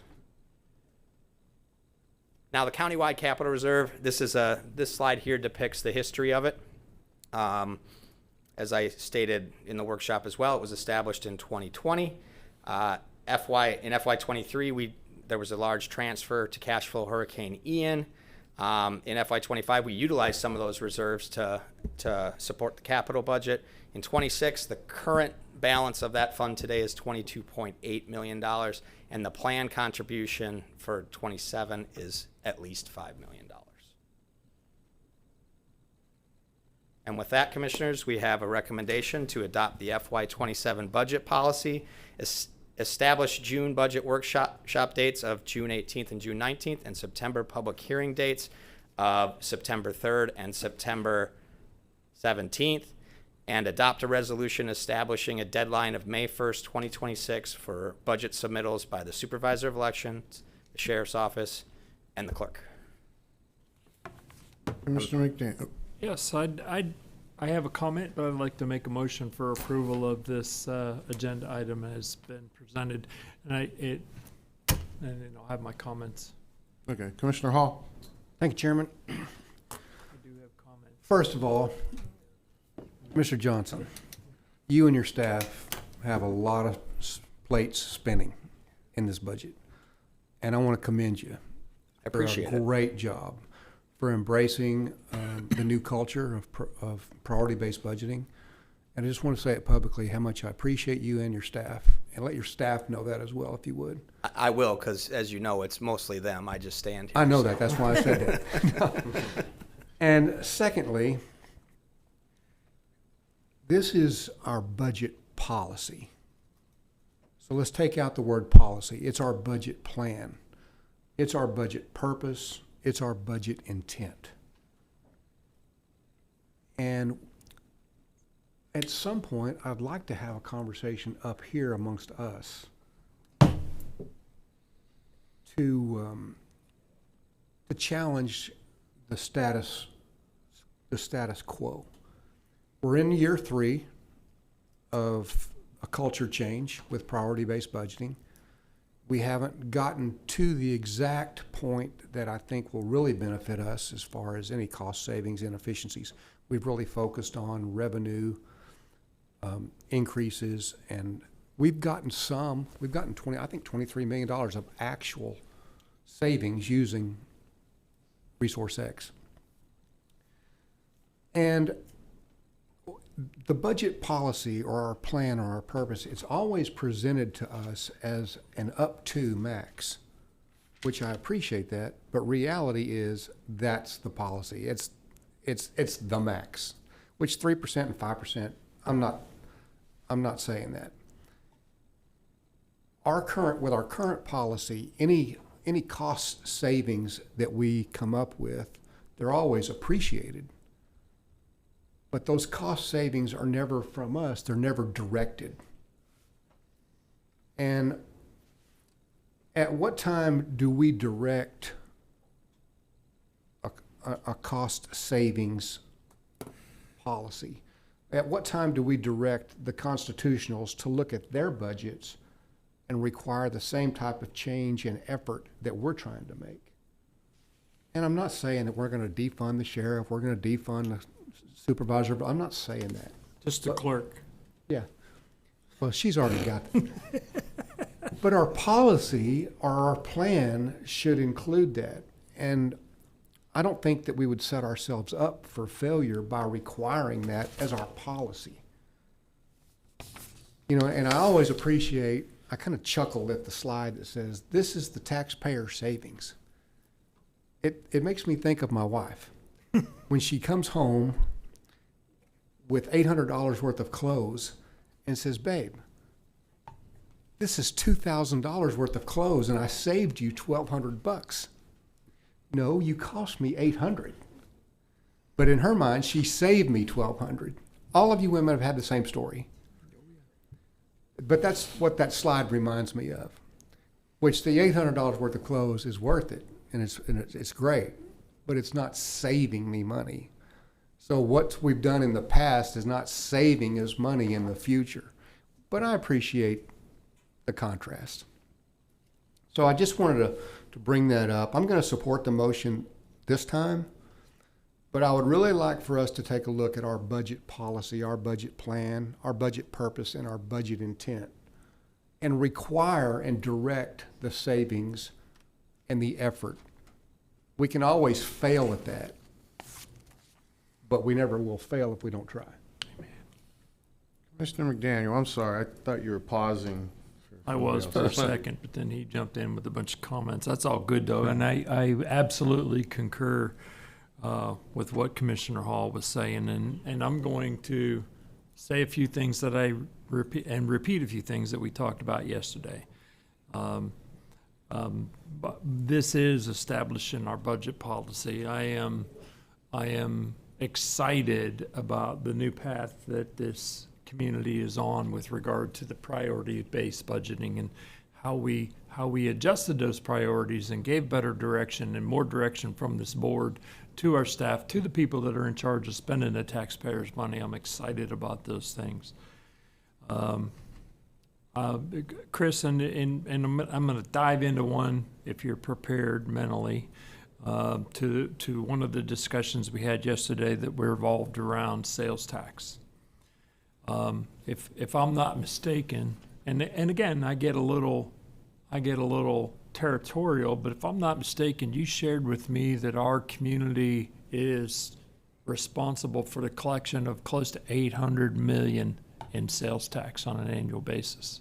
Correct, based on the information I got yesterday from the state, so I understand. about 800. We're not doing anything today but having a discussion. But it's important that, and if I may, how much of that comes back to Collier County?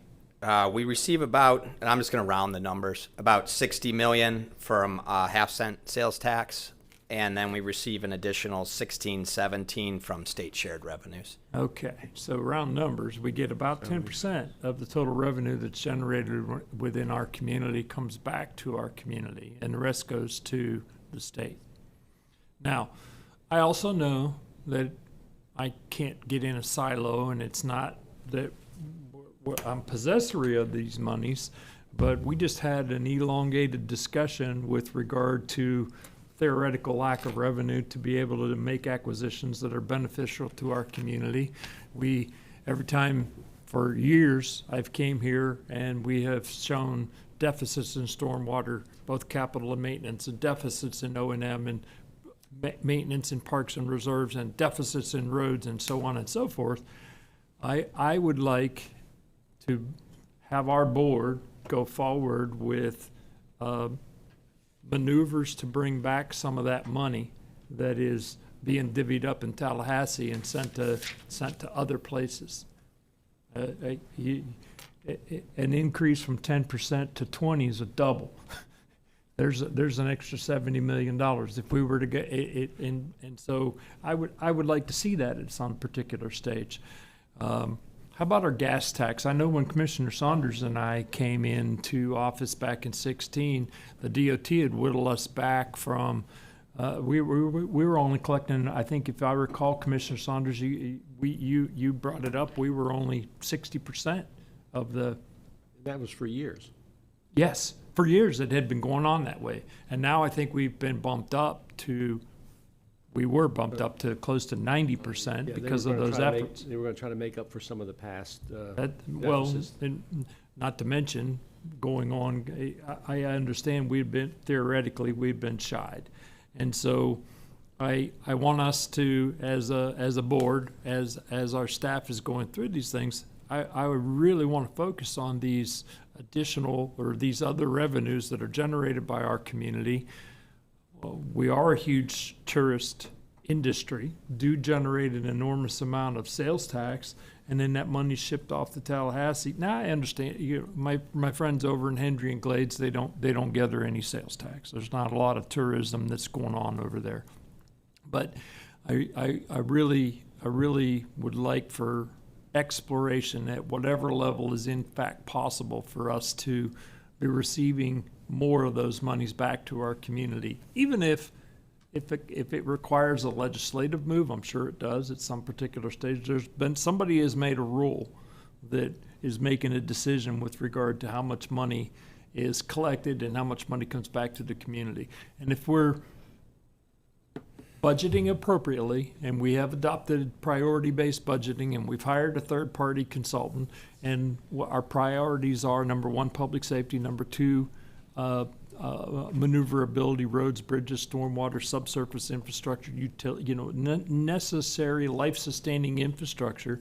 Even I wouldn't be opposed to a provision of following the priorities that are already established, so that soliciting additional monies back from Tallahassee with regard to that were appropriated into life-sustaining infrastructure. I'd be totally in favor of that.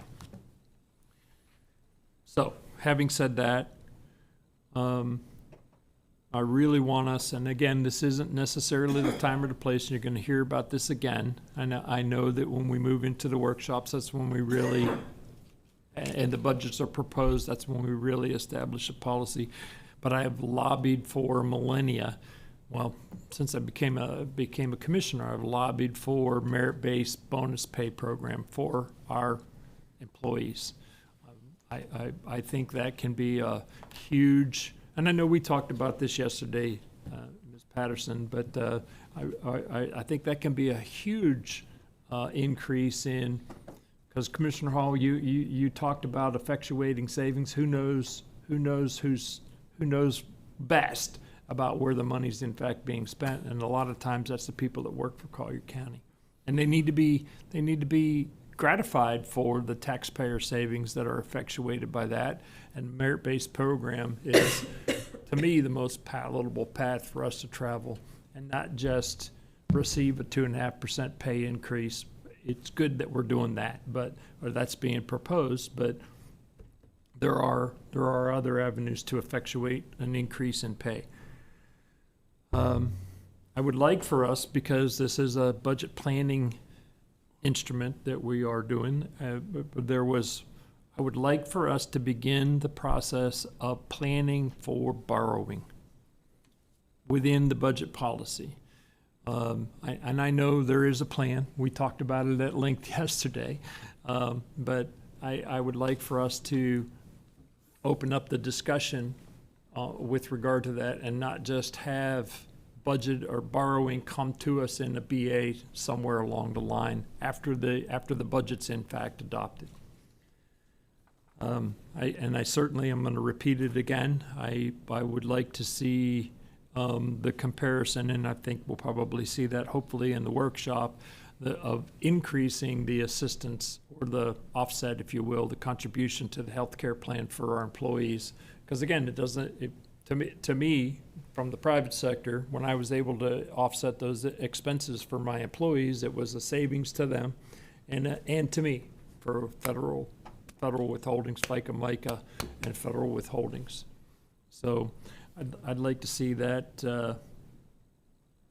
I'd like some more on that. And my last point, in that capital asset reserves and maintenance fund, it's nice that we've appropriated $5 million minimum into the 301 account, I think is what it is.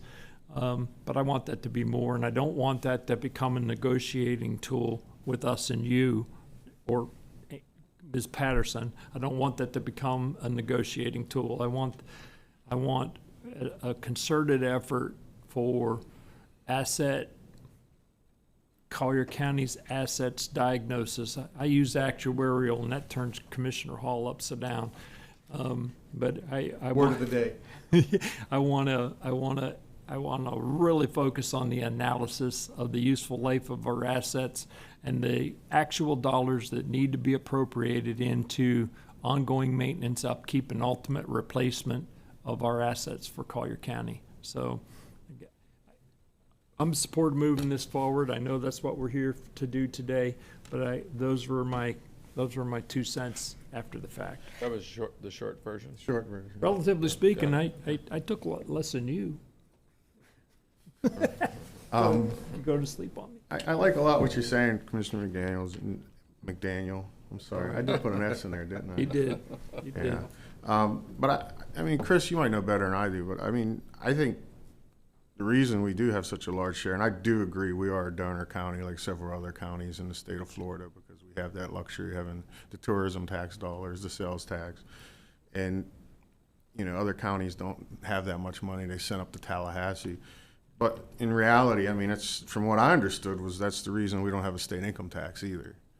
And if we get to the point where, like other states, give a lot more money back from the sales tax and they start creating this income tax on the citizens, then what's that real number? I mean, I don't know. You know, I don't know what that burden on the citizens would be if it ever got to that. But I just, from what I understood back in the day, was that was the reason that Florida could be a non-state income tax state, is because they do have the ability to collect these additional fees and sales and Can I say tourism. something to that? No, I'm just saying, I mean, I know what you're I'm saying. asking if that's I don't the reason. disagree, and I don't necessarily think he's the one to be having that discussion. That needs to happen amongst us. And you know as well as I do, we were in Tallahassee together. You know the governor's leaned out over his skis. He's talked about the elimination of ad valorem taxation on homesteaded properties, huge impact to local municipalities. And he says that, and then he makes this all these additional remarks about theoretical frivolous spending. But at the same time, we don't have any real discretion over those dollars that we send to Tallahassee with regard to that. And how much of that could be appropriated properly within our community, still not have, because I'm by no means in anything, shape or form, an increase in income tax from a state levied standpoint, but how much of that money could necessarily come back to us, and not for us to be such a large donor. I'm not talking about the entire amount, but again, 800 million in collections and 70, 80, 10% of that coming back. You know, a small portion of that were to come back if it was specifically designated for health, safety, and for the priorities that we've established. How much of that could be reappropriated and not have to turn the spigot off on ad valorem in its entirety? Like I said, I like what you're saying. I just don't know if it would ever be possible. It's going to be because an of the uphill situation. push, my friend. So, There's no argument. Commissioner Hall. Thank you, Chairman. I love what you said about getting more than 10% of that money back, but I'm asking because I don't have any idea how do we go about doing that? We're lobby the legislators, work with our staff, work with our legislators, work with our lobbyist itself, and find out what the rules are with the establishment of that. Just like Commissioner Saunders did when we were talking about the gas tax. And when he and I came into office, someone had decided to whittle us back from to 60% of our collected gas tax.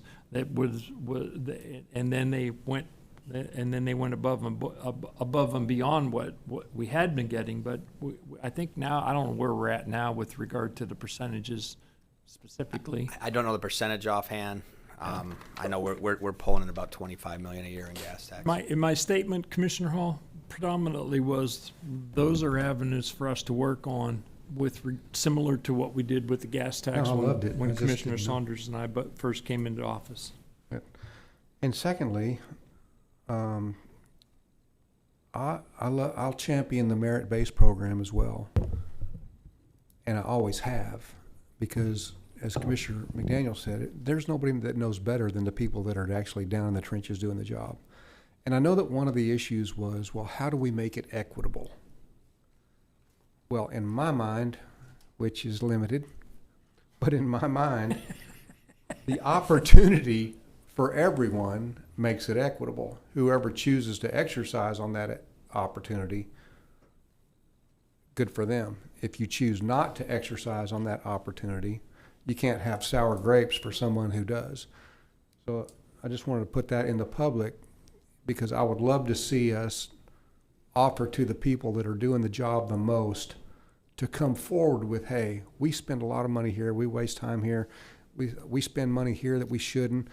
And I think there's some real value in that coming from the bottom up instead of from the top down. And if I can be a champion or be supporter of the surtax thing or any other avenues that need to go to Tallahassee, count me in. And I will throw in The reason why I did not go to Tallahassee with y'all is because I was right in the middle of the Burt Trail negotiations with the final offer, and I had to meet with them to do that. So, Troy, I see we have public speaker on this. I have one registered speaker on Zoom, yes. Commissioner McDaniel, would you like to? Yeah, I would.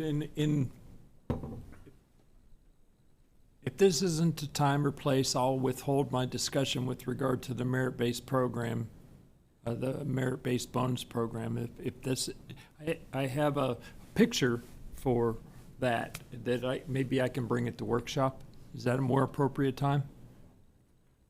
Yes, sir. And we Okay. can also chat with you in advance of that. I'll belabor that till another time. All right, Troy. Olay. We have one registered speaker on Zoom, Marcia Owenick. Marcia, you're being prompted to unmute yourself. If you'll do that at this time. I see that you have, Marcia. You have 3 minutes. Oh, Marcia.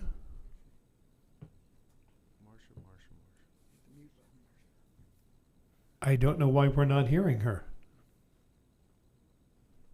She is on my Zoom twice, which is weird. She appears to be unmuted, but it's grayed out. So I have no answer here.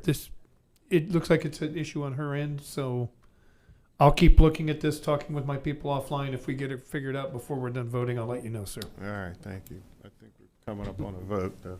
I got a motion. I don't know if I had a second. Second. I have a motion and a second.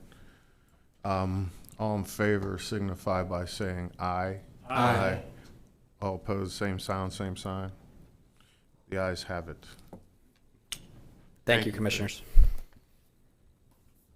Item 11F is a recommendation to approve the purchase of property, boiler, and machinery, terrorism, and watercraft hull insurance effective April 1st, 2026 for an estimated amount of $8,224,016. Mr. Michael Quigley, your Division Director of Risk Management, is here to present or answer questions. And just a reminder, this item is on the regular agenda due to the dollar threshold, not because of any type of controversy. This is our regular business. Good morning, Commissioners. Good morning. Michael Quigley, Director of Risk Management. I have with me Kyle Stokel from Brown & Brown, who is our broker. I have the privilege of presenting a renewal for our property, our windstorm, and other items at a reduction of negative 3.68% over last year's. So we have some success there. Sure. Just kind of want to, Kyle Stokel with Brown & Brown, just kind of want to highlight, so this year we're in a much improved marketplace than we've been over the past few years. Actually, so last year there was not a single hurricane that hit the continental U.S., so that has caused us to be in a very positive rate environment. So this year we're looking at improving the program overall. We've got a few, we're increasing limits and adding a few coverage enhancements. So looking forward to it. And this is still a not to exceed. We've got 3 weeks still until that actual renewal. So we're still working with the markets and negotiating this down a little bit more. So I think we're in a really good spot and appreciate your support. Thank you. Do you have any questions? Commissioner Castro. Hey, hate to throw a monkey wrench into this whole thing, but just to ask a question, and it's no slight on your company. So my first question is, how long have you been providing this service to the county? How many times have we renewed this contract? So we became the broker in 2021. So 2022 is our first renewal. Okay. This is more of just a generic question, but we take really great pride in the deep dive we're doing with Resource X to basically, you know, for lack of a better term, sort of Doge our budget before Doge was a popular word, and we've had a lot of success. One of the savings we've found isn't doing away with services or closing libraries or fire stations or anything like that, but some of it was contract renegotiation. When these come to us, I always think to myself, before we just rubber stamp a company that has been great and provided everything, and we know going back to square zero and putting it out for bid and all of that, you know, part of it sometimes is part of the process because, you know, you get a company that's done a great job, but there's plenty of other companies that do a great job as well that are sort of locked out of the process that don't get to bid. I get this complaint a lot from companies, different business you know, a type of support, but they'll say, we didn't even get a chance to bid because all you did was automatically renew the contract of the person who's not doing a bad job, but we can do a phenomenal job. In this particular case, did we take a look at any of the analysis, or this company is so awesome, so phenomenal, so incredible, you want us to automatically renew the contract with minimal discussion, no outside other, inputs or anything? Or did you do some of that, before you came back here? What I can tell you is every year we go out and actually, is it 40? Yeah, so just for the property insurance standpoint, Sure. so they accessed over 44 markets, and a lot of that is between domestic markets and London markets for the carrier participation, and they're still doing that as well. So over the next 3 weeks, they're going to go back and fine tune and kind of make them compete against each other to really drive this down. But from my standpoint as the broker, we became the broker through an RFP process 4 years ago. So I don't know if you want to speak to that. So it's not technically the broker that we basically beat down and try and get better dollars. It's the individual carriers, and we do deal with a lot of the Lloyds of London and a number of the markets over here in the United States. Yeah, see, I think it's important to get that on the record with your voice, to get that on the record, because sometimes when these things come to us, it's 3 sentences and it says, basically approve an $8 million contract for something automatically without bids or anything, and there's always a backstory.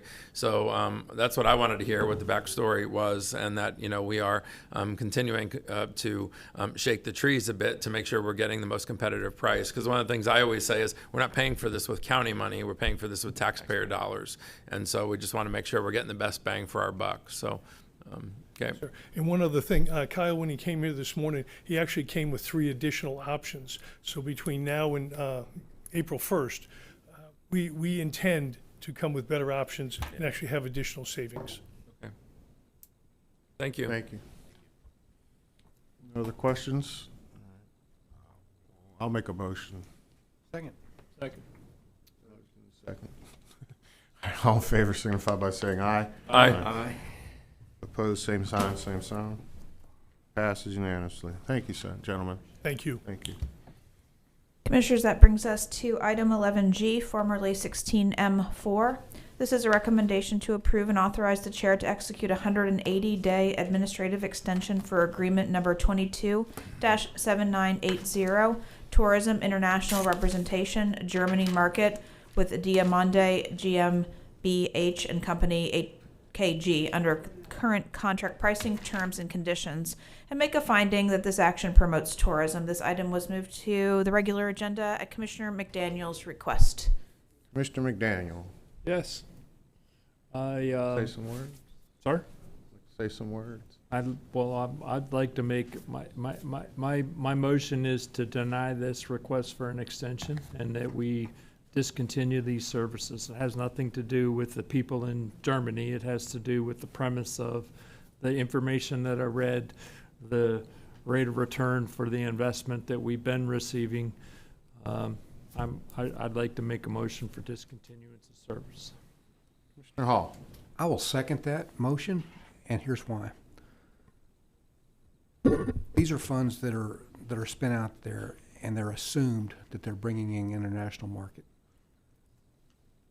And the claim is that, well, the international market is down. We don't have the visitors based upon pre-COVID era. If we do without this money, let's just see. Let's just see who still comes to the county. And I'm willing to bet there's not a big difference. Everybody out there that relies on these tourism dollars and relies on the advertising, they're going to have a different tune. They're going to have a different sound. But I'm willing to stop it, and just to see, the proof will be in the pudding. We could be exactly wrong, or we can be exactly right, or we can be somewhere in between. But I think it's worth it to find out. So I second the motion. Mr. LaCastro. Well, I think before we vote, we've got some members here from our tourism expert staff. I don't see Jay here, but I see Michael. So I don't know if you want to come forward or. And we actually have public comment too, so we're going to have a little time spent on this. While they're coming to the podium, I'll just say one thing, and It's a similar story, and maybe it doesn't have to do with Ireland and Germany, but if you remember a few commissioners meetings ago, we saw a spreadsheet that saw how far behind we were in just money that we invest. Now, maybe this isn't where we need to invest it, because I'd like to hear a little bit of a deeper dive from the commissioners that are solidified in their vote that this is not money well spent. I'll just say that I sent John. I'm sorry, I don't know why I said Michael. I sent John and Jay and a few of the other people some photos. I was recently in New York City for New York Fashion Week. I have a family member that's heavily involved in New York Fashion Week. There were signs, billboards, huge, everywhere, right? John, I sent you pictures on the side of 10-story buildings that were advertisements for Tampa. Not Germany, not Ireland, I get it.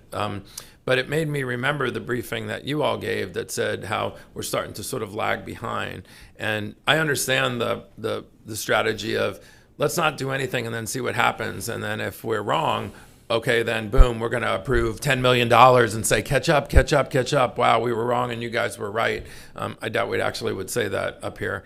But I'd like to see us spend the money in a more cohesive way across the board, and that does include some of the international things. I mean, maybe I speak a little bit more to people that are in the tourism business because my district is heavy tourism, but we're all heavy tourism, so I don't say that with any disrespect to any of the other commissioners. We all have Commissioner Kowal, even though it's the city of Naples, he's got Fifth Avenue smack dab in the middle of his district, and so we all touch it, quite a bit. But I look at those numbers as well, and one of the things that I used to say in the military is it's tough to go from Mach 10 to a dead stop. Maybe a graduated approach, maybe we don't invest as much and see if there's a difference, but just to say, let's not do it anymore. As I travel around, and New York was a perfect example of proving your point that there's other counties that are doing a lot of things. That was just maybe one example, but then I think it was Jay or maybe you, John, shot me back some emails of not only what we were doing in other cities, but I got examples of some other things just to show that we weren't sitting on our hands. But, I'm not a big supporter of just saying, let's stop it and see if we guessed right. If we want to take a little bit of a percentage off and maybe not invest as much, I'd like to hear the rebuttal for that. But I'm not ready to make a blanket vote. I want to hear what you have to say. And 2 or 3 commissioner meetings ago, you all said a lot, showing that we're not the only county that considers themselves paradise. Whether it's outside of our borders or within the continental U.S. So I think we got to be really careful before we say, before we disapprove you all spending money that you already have for this exact mission, just because we want to sort of test the waters. It's not like we're going to take that savings and build another library or put it towards something totally unrelated. These are tourism dollars that are for these very specific things. But you also have to have a good rebuttal. I don't say I disagree with my colleagues up here. What they're saying has meat on the bone. This is your chance to come up here and say why you think it's dangerous to do what they're saying, or they're wrong, or you concur with it. But I'm more for a graduated approach. Like I said, the Mach 10 to a dead stop sometimes can certainly not be the best strategy. Maybe chipping away at it and measuring it might be one of the options, or not doing anything. Because I think in some of the presentations you've presented in some of the TDC meetings when I was the chair that I sat in on, there was a lot of meat on the bone that showed we were getting a result from it. Whether we were getting our money back, or for every dollar we invested we got $100,000 back or whatever. Some of that stuff is fuzzy to measure, but I think the investment in international tourism or international citizens coming to Naples does have merit. And so I think going to zero could be a big mistake from everything that I hear and the people that I talk to. So tell me why we're wrong, and before we vote, and maybe make an irresponsible vote or a really smart one. I'm gonna let staff, because it's kind of follow up because you called them to the podium. Yeah, if that's okay, Commissioner Saunders, or all right.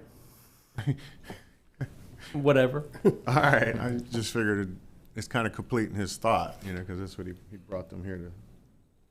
Go ahead. I'm sorry. Good morning, Commissioners. Claudia Wood, Global Sales Manager for the Tourism Department. Before I begin with my slide, I do want to give a little history about the international market. This visitor comes between 7 to 14 days when they do visit Collier County, and because of that, they have a much higher spend in the destination. And it's also important to note that they do come in the off-season and shoulder seasons when we really need tourism. So what you have before you is a summary of lodging revenue and tourist tax generated from our international representatives. The data reflects the results during the time that I have been responsible for the markets, which is since 2021. So the fixed cost per contract, per company, is $120,000 per year. In addition to that, there's $60,000 to $80,000 that they have in marketing efforts. This could be sales missions, co-op advertising, trade shows, and before they do any of that, I review what they would like to spend and I sign off on it. So as you can see from the slide, the tourist development tax collected exceeds the county's investment for the last 3 years. 2022 was the first year of recovery, and the results are nearly equal to the investment. Because international travel is primarily sold through tour operators who package flights, hotels, and attractions, those operators are the source of the room nights that we report. It's important to note that these figures do not include additional spending and tax revenues, additional spending in restaurants, attractions, retail outlets, and where was I? Oh, and the sales tax that they generate, like Commissioner McDaniel was saying earlier. So overall, the data shows that the visitation is directly attributed to the international efforts and the value of this investment to Collier County. So I'll answer any questions. Commissioner Saunders. Okay. I wanted to make a couple comments in advance of the staff presentations. So I have two things I wanted to accomplish. One is a couple questions, but first, Commissioner Hall, and I don't often disagree with Commissioner Hall. Conservation Collier from time to time, but most of the time we're in agreement. But he said something that I think is something that we need to really take a hard look at. He said, as a strategy, well, let's just do this and see what happens. And I don't think that's a strategy. And so I disagree with that concept. If we make a misstep here in terms of visitation and advertising to our foreign potential tourists, that mistake isn't something that just gets corrected overnight. That's something that takes years to build back up again. And so I think that in terms of a strategy, what Commissioner LaCastra has indicated, maybe there's a way to roll back at some point. But I think just cutting off these funds as a strategy to see what happens is a mistake. Because if you're right, okay, well, we don't necessarily lose any revenue. But if you're wrong, then it takes years to recover. And so I guess my questions are, this is a 180-day extension to the existing agreements. And I know you've got some numbers here, and I'm trying to follow, but I think you said that the estimated tourist development tax revenues exceed that expenditure that we have for the advertising in those markets. And we're kind of, my understanding is that a lot of our European tourists come here in the summertime. Correct. That we're now at the point where we really need to advertise for those tourists. And so what I would suggest is let's stay the course. Let's see if we're able to increase our European tourism, these three different regions, countries. And at the end of that, if there is no increase, or if there continues to be a decrease, then I think maybe we could certainly take a look at it. But I think it would be a mistake right now at this point in time, because this is the point in time where we need to advertise in those markets. Mr. McDaniel. Yes. I don't agree with throw a dart and see what happens. I'm not doing this because I want to see what happens. I'm looking at what's happening. 24 to 25, a reduction in the expense, number one. Number two, this wasn't a secret that this contract was coming up for renewal. It's not a secret that procurement takes forever to get through on an RFP process. And I'm not chiding you or Jay or John or anybody. This isn't a wait and see program for me. This is proofs in the pudding with regard to the investment that's being made. If it were up to me, you should be coming to us and saying, we don't need to pay these people anymore, this $120,000. We're going to specifically put that money into advertising. Now, I'm not chiding you. I didn't come to this conclusion because I want to throw a dart and hope something else happens. I think measured, planned expenditures and advertising. Commissioner LaCastro brought up an example of advertising that. Where were you at when you saw our ad? New York City. He was in New York City. There's focused advertising dollars and utilization of these funds. So I have been in question of these expenses since I became a member on the TDC way back in the beginning of time. I've always questioned these expenses. I've always questioned the investment of these funds. This happened to pop up. Both of these happened to pop up because somebody wasn't doing what they needed to do in order to get through the procurement process and ensure that this agenda item didn't need to be extended for 180 days, number one. Number two, I think it's time to quit. So unlike Commissioner Hall, I have a tad bit of pragmatism with regard to why I've made the suggestion to discontinue both of these expenses. Mr. LaCastro. Thank you, Chairman. I'm not here to do your homework for you, but here's why this presentation to my colleagues doesn't hold water, because some of them that don't support staying the course or maybe making a 20% reduction and then seeing what happens is these are very impressive numbers, but it's hard to prove what I'm about to say, and if it was easy, anybody can do it. But their premise is if we shut off everything, their premise is that these numbers won't change. And so you have to prove that the reason we're getting these numbers is because all the stuff that's happening overseas, that all those people will disappear and go to Orlando, Tampa, Key West, and the 50,000 other places across the United States that also are considered paradise instead of coming to Naples. So I'm not in this business, so I don't know how you prove it, but these numbers alone don't prove it. These are just statistics of what we already automatically get. And I know Commissioner McDaniel hates this, but I always use the Great Wolf Lodge example. Great Wolf Lodge, we get an incredible amount of taxes and people that come here and buy gas and buy restaurants and all that type of thing. But we gave them a $17 million, in my opinion, a Christmas gift to build something they were already going to build. If we didn't give them that $17 million, I guarantee Great Wolf Lodge would have still built here, and every penny we get from Great Wolf Lodge now would not have changed one bit.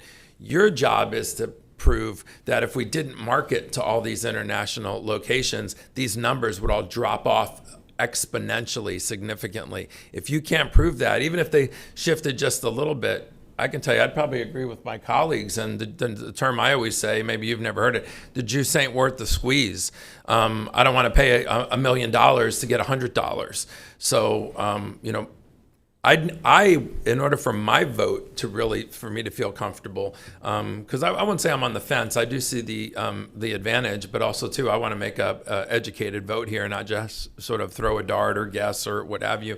But these numbers don't exactly prove it. To my colleagues who want to vote against further marketing investment, because to them, they think this is what we get because we're Naples. And everybody in Ireland and the UK and Germany, they already heard of Naples. They already know about it. It's not a secret. It's a place they already know. They come back here year after year after year. So the ad they see in the paper while they're getting their hair cut in Germany saying come to Naples that we put in isn't what drives them here. This is, kind of a summary of what some others feel up here. So being able to prove that, wow, if we shut off the spigot, get ready for these numbers to exponentially drop is what a few commissioners up here, I think, need to hear. And if you can't do that, then that's why you've got a couple of them that think, you know what, I think it's worth the experiment, to see what happens. And if it just drops off a little, then you know what, how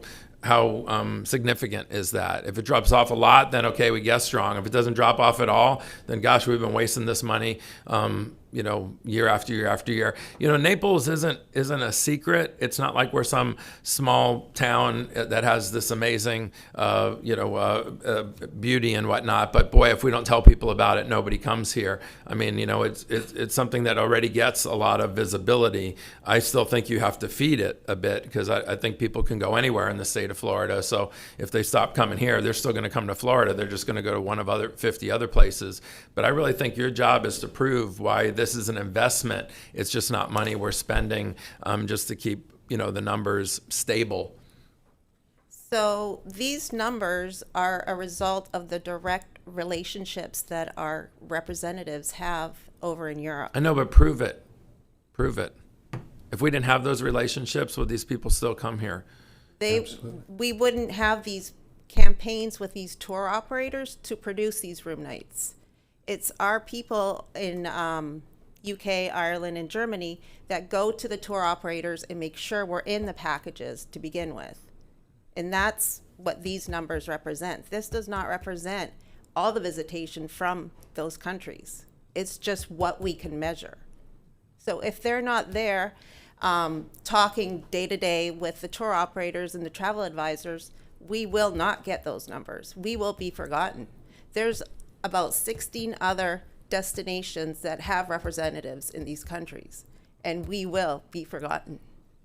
And you were, just my last follow-up will be, you were here at our previous briefing, or maybe you heard the results where it showed, and I think it was a surprise to some, it certainly was to some of my constituents, how far down the list Collier was on what we actually are investing in advertising, Naples and Everglades, or Marco Island, Everglades, and whatnot, that we're not at the top of and not necessarily that we have to be at the top, but boy, there were some counties that, I think aren't Naples that are spending an incredibly high, and that doesn't mean we have to. I'm just saying when we sort of saw the rank of where we were, I think it was a surprise to a lot of people that even though we think we're spending money hand over fist compared to a lot of other counties, we actually aren't. But then the premise is, well, maybe we don't have to because some of these other counties aren't Naples, so they have to, show pictures of, hey, you maybe never heard of us, but boy, if you came here, this place is amazing. I'll never say Naples sells itself because I think there's, you can name 100 places in the state of Florida that quote unquote sell themselves. I think most people know Key West is beautiful. It's not a dump. Most people know Daytona Beach, Miami, Orlando, Pensacola, Destin. But I still think you have to do something. So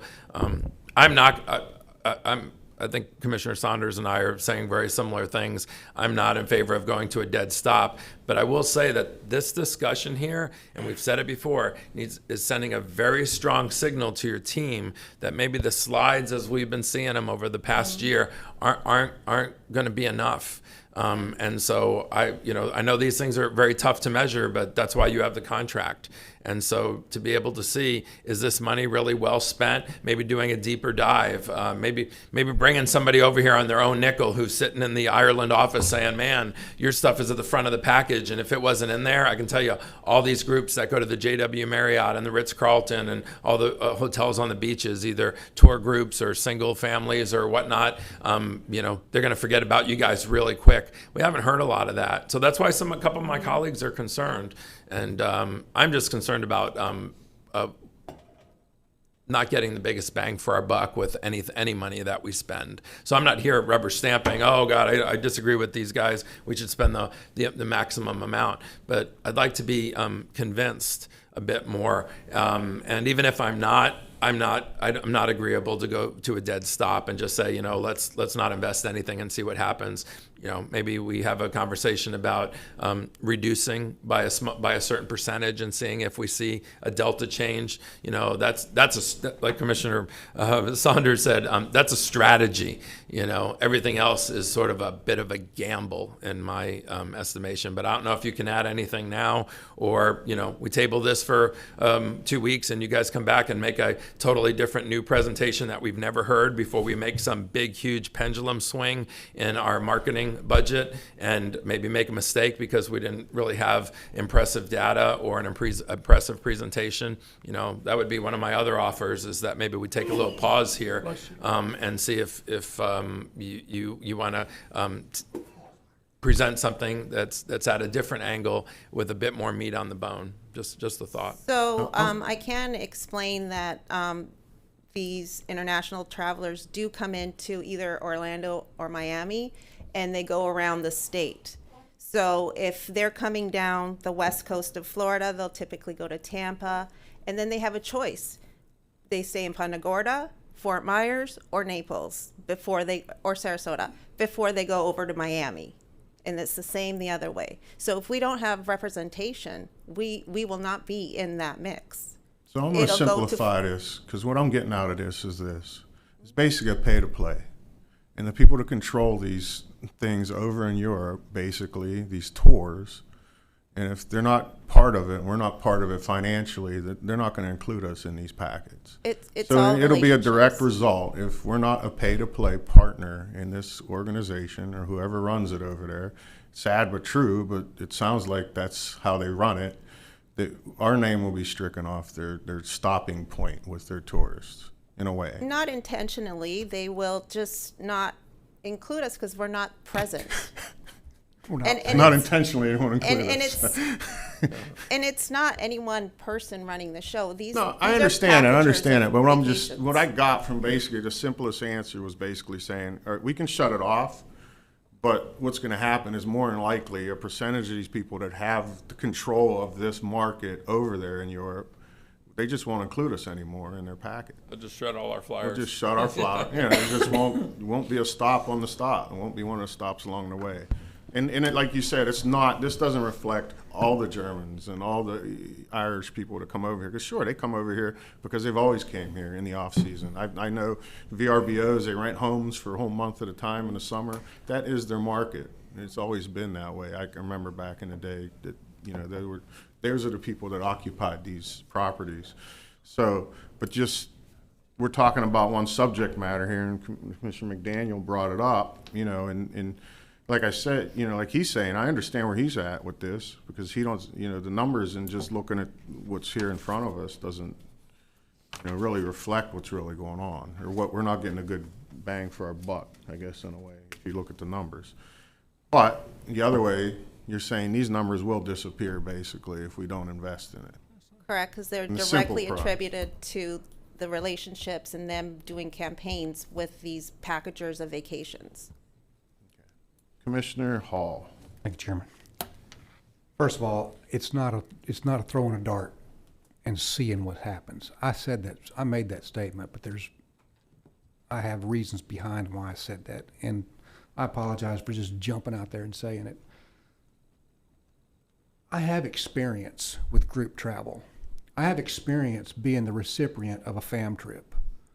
I did high school bands and choirs for several years, and when I was sent on a FAM trip one time and I found a quality place to take my clients, I didn't have to go back every single year. And if they didn't invite me back the next year, it wasn't because I wasn't going to send my clients. That was a quality place to go. I automatically wanted to please my clients and send them there.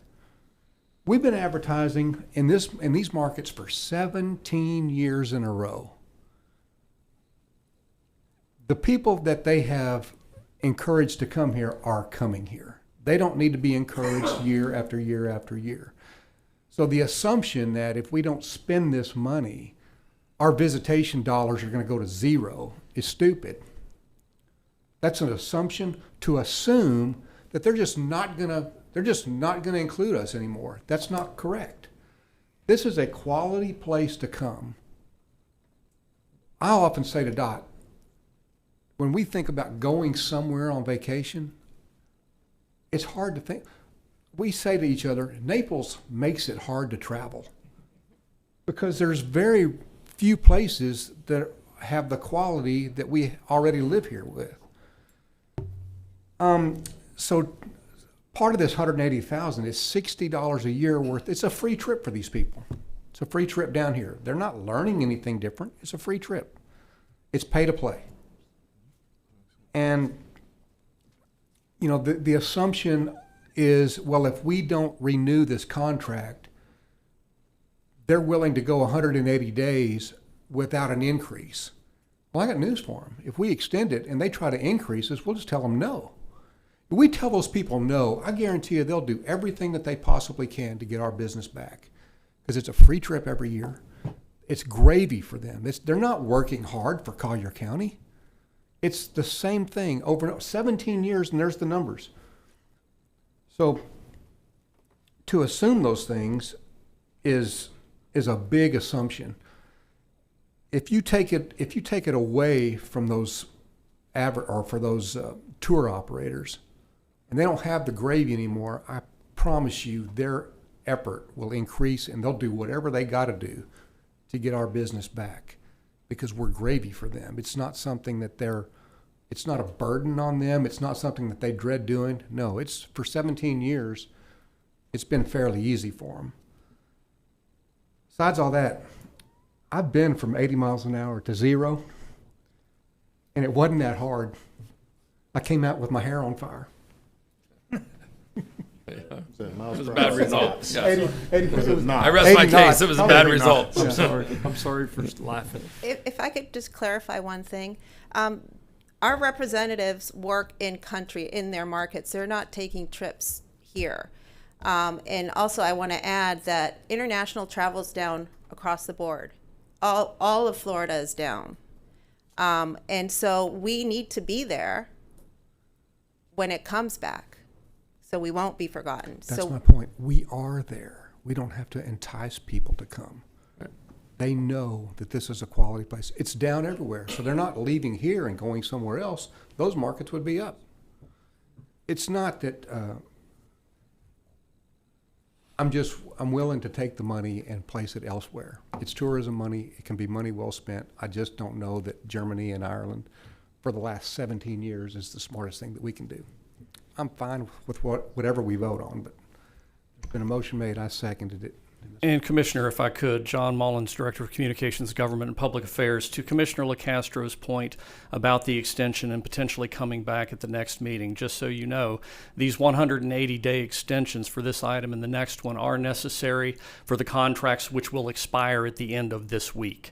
So by not approving the 180-day extensions, you are de facto Why did we wait that long? To Commissioner McDaniel's point, this process started in June of last year through procurement. I'm not here to throw anyone under the bus or defend anyone, but the process is the process.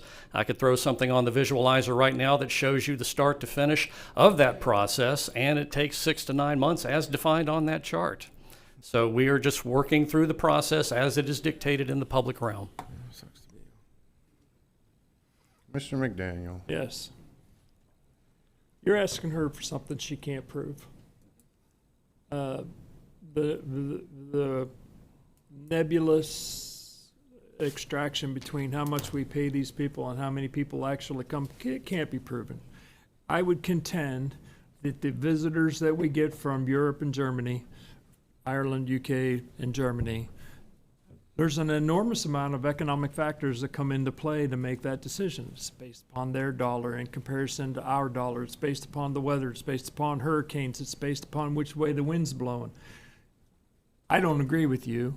I don't agree that these people will drop off when they are coming here, when they come into Orlando.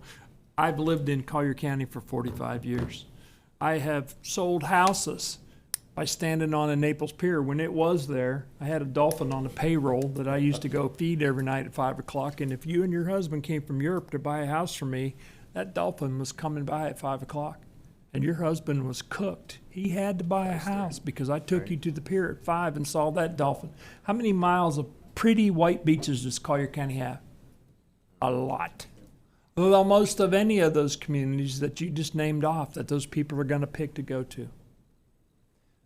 My answer is, I have wanted to stop these programs for years. Commissioner Hall delineated it's been 17 years. My answer is no. Circumstantially, we have a shot at taking this off the table. I would highly recommend, if it does get voted to get taken off the table, you come back to the TDC, to this board, to ultimately reappropriate these funds to specific advertising in those communities, in those countries. I'd be happy with that. So, she can't prove what you're asking.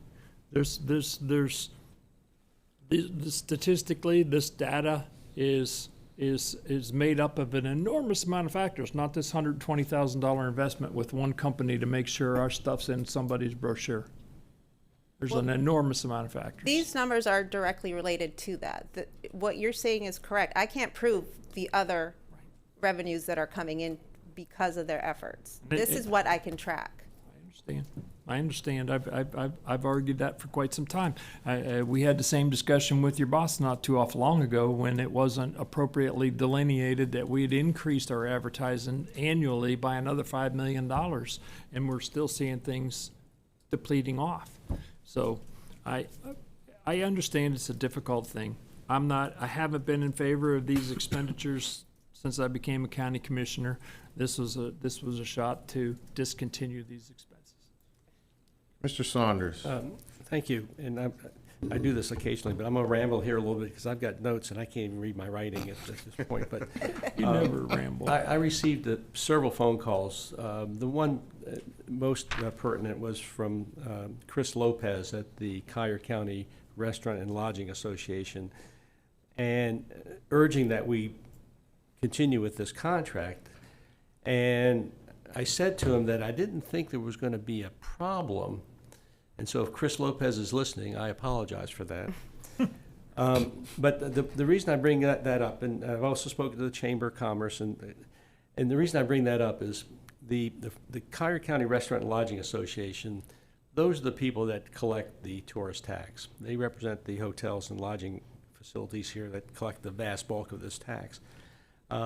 They support going to a sixth penny tourist tax because they know that we need to have more advertising for tourism, more money for beach renourishment, and of course we got the Paradise Coast facility that brings in a tremendous amount of tourists, and that's part of the driving force in them supporting this. But my point is, this is an industry that is willing to support increasing the tax on the industry, and also understands the need to do the advertising and to increase our advertising budget, especially in these days when the geopolitical tensions are keeping people away from the United States and from Florida. And so I think it's important to recognize, there was a comment to get the biggest bang for our money. Well, it is our money. We're the taxing entity that's authorizing this, but it's really the tourist industry that's taxing itself, that's being taxed, and they recognize the need for this. I think that this discussion certainly is a very good one, but there are things that we can up here that we do very well, building water and sewer plants and building roads and scrutinize our budgets and things of that nature. But we're not experts on what needs to be done to bring European tourists to the United States. And if there's going to be a mistake made, I'd rather err on the side of, okay, we spent this money and we didn't get as much of a bang for the buck as we had hoped for, as opposed to saying we're not going to spend this money and find out that we're losing a tremendous amount of momentum in those markets. This is a 120-day extension of a contract. That doesn't mean we have to ever agree to do this again. But I think it's a mistake for us to have a situation where the industry really didn't have any notice that this was going to be taken off the agenda other than a quick phone call I had yesterday. And so I just think that we need to listen to our experts, and they're the ones that are telling us we should go forward with this contract. So I'm not going to support the motion. I think we should continue with this. Commissioner LaCastro, I think you're spot on in terms of, okay, we need to take a look at these things. But, you know, we're going from 100 miles an hour to 0 here today, right now, and I think that's a mistake. So maybe the taking a close look at this occurs in the coming budget cycle when we can really reevaluate, well, was this a success or not? So I'm not going to support the motion. I would hope that the board would vote to extend these agreements. Mr. LaCastro. Thank you, Chairman. I actually think you can prove it. And some other markets are up significantly. So, you know, we can focus on just us and how we think we won't be affected because everybody loves Naples and all that. But other markets that aren't Naples, that have invested quite a bit of marketing money, those slides actually spoke for themselves.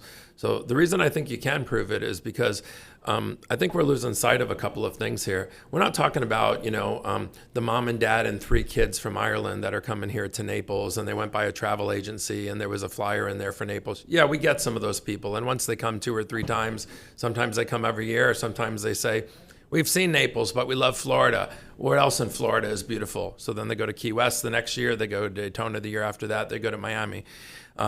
Like Commissioner Saunders, I talked to Sharon Lockwood at the JW Marriott, the whole senior staff at both Ritz-Carltons, and one of the things that they talk about aren't the family of 5 from Germany. They talk about these giant tour groups that come here and stay for an extended amount of time, much larger groups. So you get both, but it's not just, well, if we shut this off, you know, there's a handful of families we won't get anymore. So one of the things that I tell you, and it's too bad that, you know, we have to vote now because we're, up against a time crunch.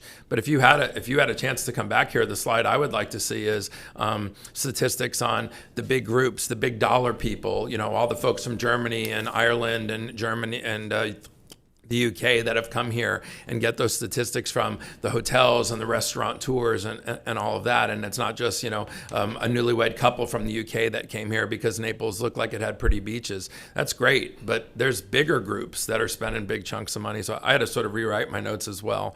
One of the things we're also losing track of here is this is all great, the hotel revenue and all the money that it brings in here. But the one thing we haven't talked about is how having this preserves jobs in Collier County. If all this takes a big hit because we guess strong, a whole bunch of people that count on Collier County, and there's some people that will disagree with me, and I've even heard it in these chambers before. It's not our job to spend tourism dollars so that people have jobs or restaurants do well or whatever. What I say to those people at my town hall meetings, because I just had a major town hall meeting, and Jamie French and Trinity Scott and a few others came with me to a big one, and when one lady said that, I said, think of your favorite restaurant. That restaurant might probably go out of business, and a lot of them have around here because they don't have the tourism dollars. When I say to Luigi Carvelli, who owns the top 5 restaurants on Marco Island in season, when I say to him, God, your place is packed, it's a 3-hour wait, you know what he says to me?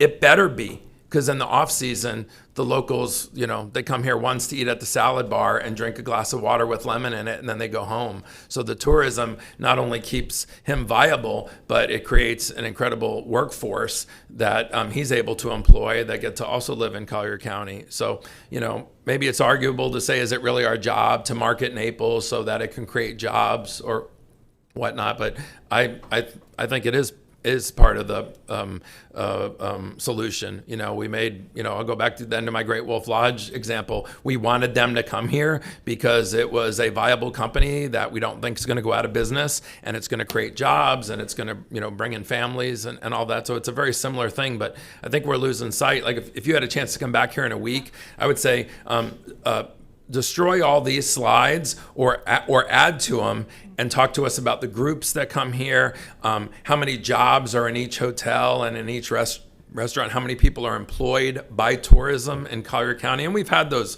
presentations before. but not on the day where we're voting on the money. A lot of times it was just feedback to make us feel good about what was happening, and it was our quarterly brief. The other thing I would suggest is 17 years advertising in the UK, Ireland, and Germany. One of the things that would be make a much more effective briefing if you were able to come back here in a week is, we feel like we flooded the market for 17 years. UK, Ireland, and Germany, they've heard of Naples before. Why aren't we advertising in Spain, Italy, Portugal, Scotland? You're the expert. So what countries have we never been in? And so we can call it a day in the 17 years we've had here. And I'm not saying that's the approved solution, but you have to sell this to all 5 people up here. And when you've got a few on the fence, that would have been sort of a good second presentation to say, if you're not looking to fully fund these countries because you've had enough of the 17-year rubber stamp of the money, these aren't the only 3 countries in Europe. I can tell you, I live on Marco Island. Multiple houses on my street are from Canada. Are we advertising in Canada? And maybe we are. But I know we're just voting on these 3, places to invest right now. But if this budget goes to 0, a good follow-on would be, hey, before you make it go to 0 to save the $180,000, we'd like to reappropriate that money to countries that we've never advertised in. And then you know what? See if we see a spike. Maybe this drops 4%. But we see a spike in Spain, Portugal, and Italy by 62%. So that was worth the trade. So those are just some ideas that I throw out. But I think extending this for 180 days. But then I'm telling you, the signal we're sending to your whole team is it's no longer going to be business as usual. And we're giving you all kinds of things that we're upset about, where we don't think the juice is worth the squeeze. I just gave you some examples of, I'd like to see, like I said, job statistics and what that revenue brings in. Other countries where we have no footprint, and why aren't we there? And then if you say, oh, we're not there because we don't need to be, or we were there, whatever. But, my colleagues that say 17 years is a long time in the same countries, I think if we back out totally or even halfway, they're still going to remember Naples. That has merit. That has merit. But I'm not for going to a dead stop here today. But I'm for sending you a very, very strong signal that we want to make sure this money is well spent. So if the idea would be we approve, if we have the votes, to continue the 180 days, but then you're coming back here because at the 181st day we could call a dead stop and say, we didn't see any difference, or the more we thought about it, or you gave us a new set of slides, and to me it was just more of the same. It didn't really maybe feel good about it. But I don't want to have to make a quick vote here to swing the pendulum in a totally different way because we have to do it by the end of the week. I mean, it's too bad that that's the case. I like to chew on it a little bit. But if that's the case, then my vote would be to continue it, but with a lot of caveats to say that at the end of the 180 days, or way before then, we're coming back here and doing a deeper dive because of all the information you're going to provide us to either disprove what's being talked about up here or some new data that we haven't seen yet. Okay, and I just want to clarify, I just put Germany, but there are other countries that they oversee. Luxembourg, Belgium, Netherlands, Austria, and Switzerland as well. See, there again, and I mean this with total respect, okay? If you're coming in here asking us to approve to spend money to give to you, you got to have everything in here. You can't whisper in my ear right before the vote and go, oh, by the way, there's 4 other slides that would blow you away. This is it, what we see here. And also, too, I will tell you this, and no disrespect at all either, but this presentation, or any presentation, is a reflection of your company and your staff, and are you high speed, are you not high speed? So, for instance, when we voted on contracts here for either a company to take over the sports complex or some other big things, whether Barefoot Beach concession stand or whatever, it's because we're so blown away by their impressive presentation. Sometimes companies that have had our business for 17 years, they come in with 2 or 3 slides and go, yeah, this is just a formality, it's going to be. And that's why, to Commissioner Saunders' point, he wasn't wrong when he told a couple people on the phone, I don't think I see an issue here. But you know what? Sometimes we guess wrong on that because you got a couple commissioners that are new. They see slides that look very generic. Now, you know, you're rocked back on your heels a little bit going, oh, but wait a minute, there's like 10 other countries or what. Okay, but that's what needed to be on here. And but having said all that, I think it's worth giving the 180-day extension. We're not renewing a 25-year contract, right? I mean, John, do I have this correctly, right? We're asking for a 180-day extension? It's a 180-day extension to complete the procurement process on the contract. Okay, but at the end of the 180 days, I mean, or in between that, do we have a chance to still evaluate this, or we're basically saying right now, if we approve it, it's a done deal for what? For how many years, or well, for I how think long? I believe the contract is structured like the basic contracts are at 3 years within 2 one-year options for renewal. Now, that being said, you are the Board of County Commissioners. If you want to cancel this contract at some point, I am sure there's a way we can get out of it. But to your point, I think that the Tourism Division would be more than willing to come back and do a deeper dive on some of the statistics, talk more about the markets, and once again, not to spare any lashings that we may be getting for this presentation today. In Ms. Wood's defense, we asked her for this information yesterday when this was pulled off the consent agenda. Time to mount a huge defense and presentation really wasn't there for today. And we apologize. Well, for to your that. point, and Mr. Klatskow reminds us this all the time, in every contract, there's always some fine print on the bottom that allows us an out.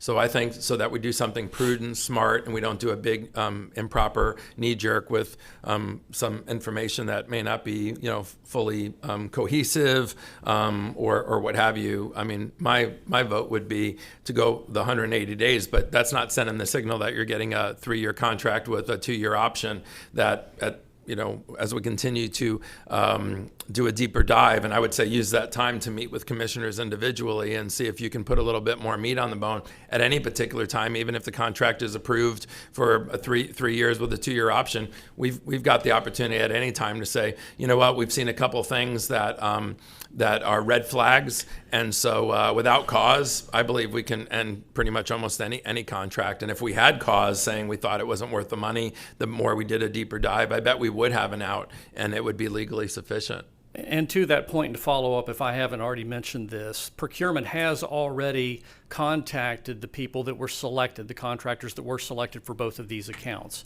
Now, that's not saying we can't do a follow-up to let them know that there may be further consideration based on a presentation before this board, but just so you know, they know at this point they have been awarded the contract. Mr. McDaniel. Wow. Was that the short version? It was. I'm sorry, Terry. I know I asked if you wanted a break earlier.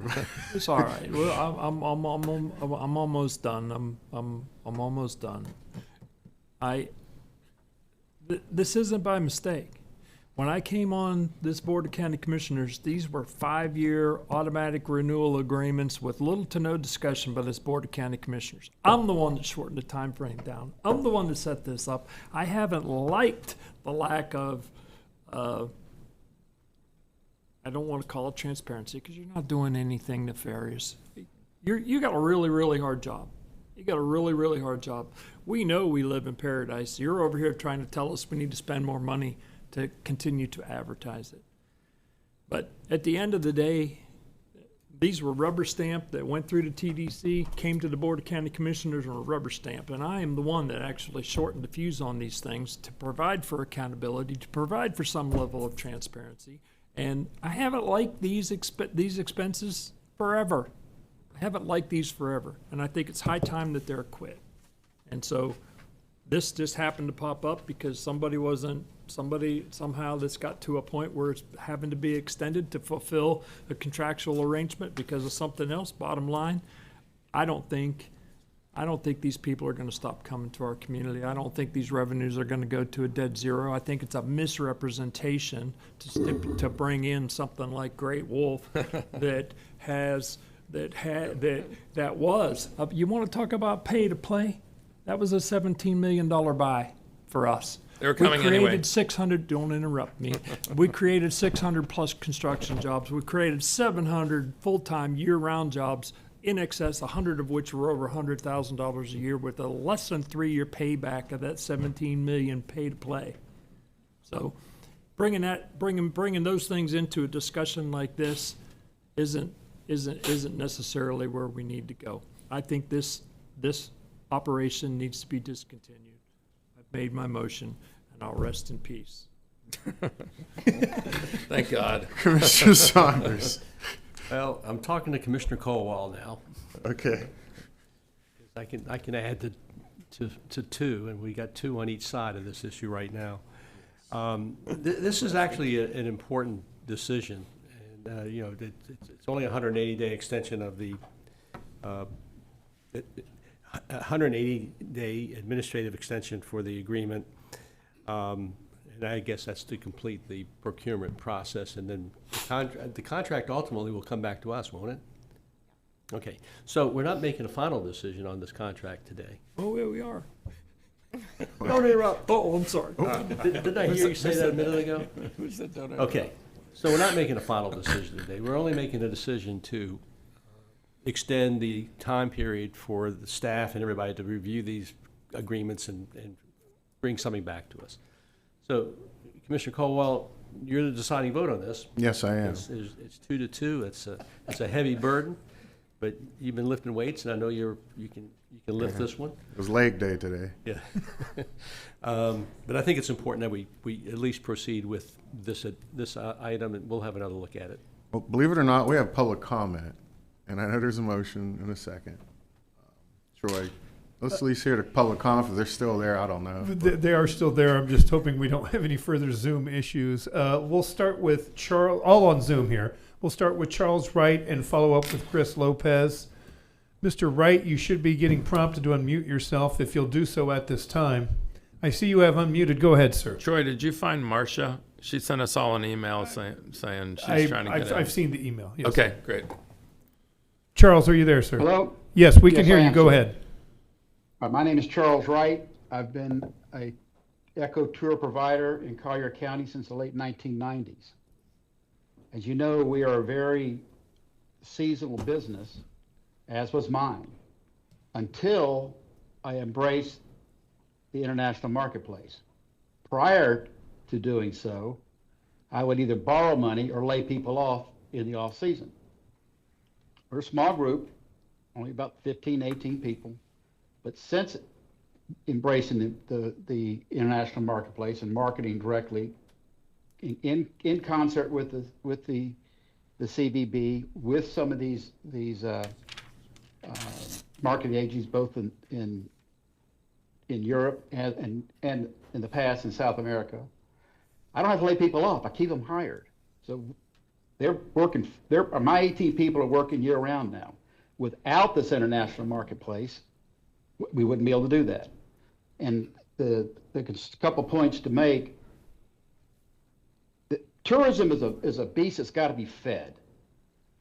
People aren't coming back. The tourisms that are coming to Naples aren't coming back year after year after year. People grow up, kids grow up, things change, and we're always after new blood in a tourism marketplace. And Florida has some great beach locations. Our big task is to get people out of Orlando, out away from the mouths. And we have great beach locations the rest of Florida, and we've got to try to get people there. But what is the difference between our beach location and other beach locations? We got great hotels, all got great beaches, they all got restaurants. Ours is the uniqueness we have with its location to a UNESCO World Heritage Site called the Everglades National Park, 30 minutes out the back door. But how do you tell somebody sitting in the middle of Switzerland about the difference between Naples and Panama City? Unless you can get closer to them and make a presentation, or have somebody make a presentation and represent you. You cannot. You only can sell what you know. So it's, in my eyes, it's very important that we maintain representation, because this beast has got to be fed. We're relying on new people, new blood to come in for the tourism marketplace, not for people buying homes. And so we need representation in some form or fashion, either somebody like Claudia sitting in Europe, run around making sales calls, like I have to hire salespeople to sell my business, or we hire representation. If we lose the representation, people are going to lose focus on Naples. And more importantly, the new people are not going to know about it. A couple other points to make. Mr. Lacoste, you talked about looking for groups. Group sales, groups coming into this area are generally So just to let you know, your limited. time's up, so just kind of bring it to point, please. Okay, all right, very good. Groups come in domestically. So what we are actually seeking, and what makes the rest of my competitors in the tourism business, in the hotels and restaurants we support, is what's called FIT, Family and Individual Travelers. Groups come domestically from companies here. Very few companies will send groups in Switzerland to come to Naples to the JW Marriott. Cost purely. Thank you, Appreciate your sir. time. Thank you. Mr. Chair, before I call the next one for my own edification here, are we doing 11G and H together? Because all of these people have signed up to speak on both of those items. And Mr. Chairman, if I could, both items are pretty much identical. They're Yeah, both contracts, I know. both 180-day extensions. I don't think we have a I'll problem amend my motion for both. for both, yeah. Okay, I just wanted to clear that up. Your next speaker is on Zoom, Chris Lopez, and he'll be followed by Paige Rhodes. Chris, you're being prompted to unmute yourself. I see you've done that. Chris, you've got 3 minutes. Hello, Chris. I see him unmuted, but I am not hearing him. Seems to be back to the Marcia Owenick problem. I'll tell you what. There we are. You hear me now? Yes, Chris, we hear you now. Thank you. Hey, all right. Thank you so much. Appreciate your time. Good afternoon, Chairman and Commissioners. Thank you. Yes, my name is Christopher Lopez. I'm here on behalf of the Florida Restaurant and Lodging Association in the Collier County chapter there, and all of our tourism and hospitality and restaurateur and allied members in Collier County. I respect so much the dialogue about what's been discussed here and the importance of these dollars and the accountability of every single cent of TDT that's being spent to promote Collier County. We have a competitiveness problem in Collier County because we are getting outspent by similar markets that know that the European travel market, the Canadian travel market, the international travel market is down. So they are reinforcing their expenditures to make sure that they are on the right trend when these travelers come back. The timing of this issue and bringing up this extension and eliminating these contracts in Europe is very precarious. As we are coming into the summer months when we need this travel, as the World Cup is coming here, Scotland is playing in Miami. The Scots don't like to stay in urban areas and party at Miami nightclubs. The Scots love nature. The Scots love the beach when they come here, and they will stay here because we are 90 minutes away from their World Cup hosting site in Miami. Okay? This is just a natural part of the procurement process, and I respect the commissioner's thoughts and process on not wanting to spend these dollars, and this is the right time to do it. Today is not the right time to do it, respectively. We had a 12-hour notice to our industry that these items were getting pulled from your consent agenda to be pulled for comment because they were going to get brought up to be dissolved. That's why there's hardly anybody from our industry in the room, because it's a Tuesday in the middle of season, and we had to be here all morning and probably all later into the afternoon for these two agenda items. And finally, I will end with, you know what terrifies and what keeps up our tourism industry professionals up at night? It is the months of August and September, and the lack of business that we will see, because those are the two worst months for our business in our market year over year over year. So ending these contracts now, coming out of summer, all communication in those European countries listed, every talk about Naples and Collier County and Marco Island will halt. So if that's the wish of the board, we understand. We will, as an industry, have to come back and work very diligently with the county commission on the importance of promoting Collier County. But right now is not the time to make this decision. Kick it out for 100 days, bring it back after September, and we'll have this deep-hearted conversation leading up to that with all parties involved. That's what we respectfully require. We respectfully ask. Thank you so much. Mr. Chair, our final registered speaker for this item is Paige Rhodes. Paige, you're being prompted to unmute yourself, if you'll do that for us. I see that you have 3 minutes, Paige. Okay, good afternoon, Commissioners. My name is Paige Rhodes, and I'm the Area Director of Sales for the Opal Collection Hotels in Naples, which includes Edgewater Beach Hotel, the Capri Inn, and the new one, Old Naples Hotel. Collier County tourism industry depends heavily on international visitors. While domestic travelers from across the United States contribute significantly, international tourists provide unique economic benefits that strengthen Collier County tourism sector in ways that domestic travel alone cannot. First, international visitors tend to stay longer and they spend more money per trip than domestic tourists. Travelers coming from countries such as the United Kingdom, Germany, Austria, Switzerland, and Ireland often plan extended vacations to justify the cost and distance of international travel. During these trips, they spend money not only on attractions, but also on hotels, restaurants, transportation, and shopping. International travelers generate millions of dollars in revenue and supporting thousands of jobs in hospitality, retail, and entertainment. Second, the international market helps stabilize Collier's tourism economy throughout the year. Domestic travel often peaks during holidays and winter months, but international travel patterns differ depending on school calendars and seasonal trends in other countries. For example, European and South American visitors frequently travel to Florida during the summer and fall months. This helps keep hotels, attractions, and restaurants busy even during what might otherwise be slower tourism periods.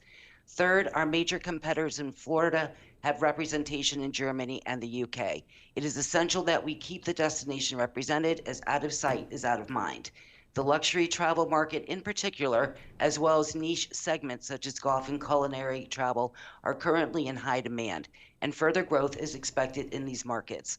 Finally, international tourism supports economic diversification and job creation. Over 29,000 of jobs in Collier, from hotel staff and tour guides to transportation workers and retail employees, depend on a steady flow of visitors from around the world.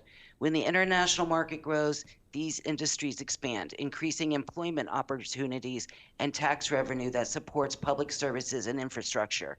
In conclusion, the international market is essential to Collier's tourism because it generates higher visitor spending, supports year-round travel demand, enhances our global reputation, and creates jobs. Without international travelers, Collier's tourism economy would be far less dynamic and profitable. With visitation down from Canada, we have already seen a significant decline in our international business this past year, and suspending our representation in these key areas will only cause additional decline. International tourism is not built through short-term campaigns. It requires continuous in-market engagement with tour operators, airlines, travel advisors, and media. Therefore, extending the contracts with OMAC and Diamond and ultimately renewing them is essential to maintain our exposure in these areas. All right. Thank you. Thank you. And that's all of our speakers, Mr. Chair. All right. Thank you, Troy. I'm just going to make a few comments. I look at this chart. I understand what you're saying. I kind of do understand. And this is, you can tell us what's going on here. And I see what's going on here. I know I've been on cruises before where we go right past Mallorca. I'm like, wow, Mallorca's nice. Why don't we stop there? Well, more likely Mallorca's not giving that cruise line money. I get it. And this is a concentrated one area where the money goes to. That's particular to these organizations that do represent these large groups that do these tour trips, from what I'm getting from it. If that's, correct me if I'm wrong, is it kind of what it is? They represent certain groups to go out. It's not necessarily groups like Charles Wright mentioned. It's individual travelers that go to the travel advisors who buy the package from the tour operators. It's Okay. those families that are coming here. I understand. I'm not talking about who's coming here. I'm talking about who controls that packet. The tour advisors control the packet. Yes, Okay. individual tour operators like Apple Vacations, but in Europe. Yeah. Those are the ones that package the vacations. So that's what I'm trying And to there's say. several is, different so ones. if you don't participate in this, Apple's not going to have Naples in that packet. So we can say this number will disappear if we don't participate. It won't be in the itinerary that they create for Florida. Okay. So I just want to make sure I'm reading that correctly. So that does nothing to do with the upcoming. I know when I was young and I finally had the time with my family, I had enough money I was making, and I was ahead of the game, and I says, all right, so now it's time to take my family on vacation. But I was new to it, you know what I'm saying? So I had to figure out where I was going to go. And I understood when that gentleman that kind of brought something home was that this is a market you got to feed. This is not just because somebody's been to Naples, but guess what? That guy might have came here 20 times in his life, and now he's not coming back because he's beyond that time. Now there's a whole new generation that has money to spend, and if we're not out there, they don't know we exist in some sort of way. And because it's not inherent. I know, like Ronald Reagan said, freedom's not in your bloodline. So it's not inherent. You must preserve it, and you must have it out there for people to see. And you know, the other thing is, I looked at the numbers, so this ain't a great, you know, the numbers we're getting into the TDTs, not overwhelming, but none of them are negative for the investment. And that's not our tax dollar, that's not our citizens' money we're spending. It's the people that are coming here, we're spending their money again in reverse to bring them back. So basically we're spending their money just to lure them back. So I don't think a dead stop to this is the right thing to do. I can guarantee you these numbers will disappear if we don't extend the 180. Like I said, is it a great increase in investment? No, but it has been an increase steadily. We're not losing money on the investment. In no way. I mean, the numbers show that. And this doesn't equate to every person that comes here from these European countries. This is just a particular design or an arm that is used to get people and get these tour packets created to have Naples in that stop along the way. So I understand that. So Commissioner Hall. Thanks. I can count. But what we have to remember is whether we advertise in those markets or not, those people, those tour operators are paid commission for people to come here. This is a quality destination. It's something that those tour operators know of. To assume that they're just not going to include us if we don't advertise $120,000 toward them, not the right assumption. That's all I'm going to say.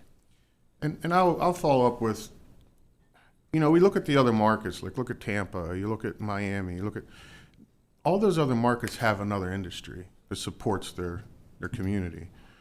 We don't have a big shipping industry like Miami does. We don't have 4 major sport teams that play every year throughout the season that draws people to Tampa. You know, you got the professional football, professional baseball, professional soccer, hockey. You know, we have to really stand back and look, what is our industry? I grew up in a one industry town, and I know what can happen to a one industry town if you don't pay attention or you're not keeping an eye on what's going on. Look at Detroit. And I grew up in Pittsburgh. I know exactly what happened when we turned our back or weren't watching what was going on. The town dies. So we look back. We might have our Arthrexes, we might have our NCHs that employ a lot of people, but they don't compare to what we employ in the tourism industry here in Collier County. That is our number one industry. And sometimes $180-some thousand in investment into that industry that is our lifeblood. Yeah, I don't know if that's a great gamble, especially when it's actually showing a profit. I'm just trying to simplify it. So that's kind of where I'm at with it. So I know we have a motion. We had a second. I don't have any more comments. I will entertain. Just for clarification, the motion is to deny going forward with these, and I think there's 3 votes to not do that. So we can either call for the vote on that and then make another motion, or the motion maker and the second can withdraw that, knowing what the result's going to be, and just vote against the motion that I'm going to make. If not, I'll call the question, Mr. Chairman. Okay. So we have a motion to deny. We have a second to deny. All in favor of that motion signify by saying aye. Aye. Opposed? Same Aye. sound, same sign. Aye. All right, so that motion fell. Mr. Chairman, I'll make a motion to agree to the extension on both of these items. Second. I have a motion and a second to the way the items are written to extend. All in favor signify by saying aye. Aye. Opposed? Same sound, same sign. Aye. It passes 3-2. And if Chris Lopez is still listening, see, Chris, I told you there was nothing to worry about. Thank you, commissioners. It is getting We're funny. bringing them out. Why do I have a slip to speak up here? I don't get that. Do I have to ask It's permission? from somebody else. Oh, that's old. Laying up here. All right. Commissioners, that brings us to item 15, staff and commission general communications. Item 15A is public comments on general topics not on the current or future agenda by individuals not already heard during previous public comments in this meeting. We have none. We have no staff project updates today. That brings us to item 15C, staff and commission general communications. I have nothing today. Ready? County Attorney. Also nothing. Mr. Saunders. I think just a quick update. Yesterday I had a meeting in my office with some tourism representatives and staff representatives to talk about our TDT, Tourist Development Tax campaign. That's on the ballot in November of this year.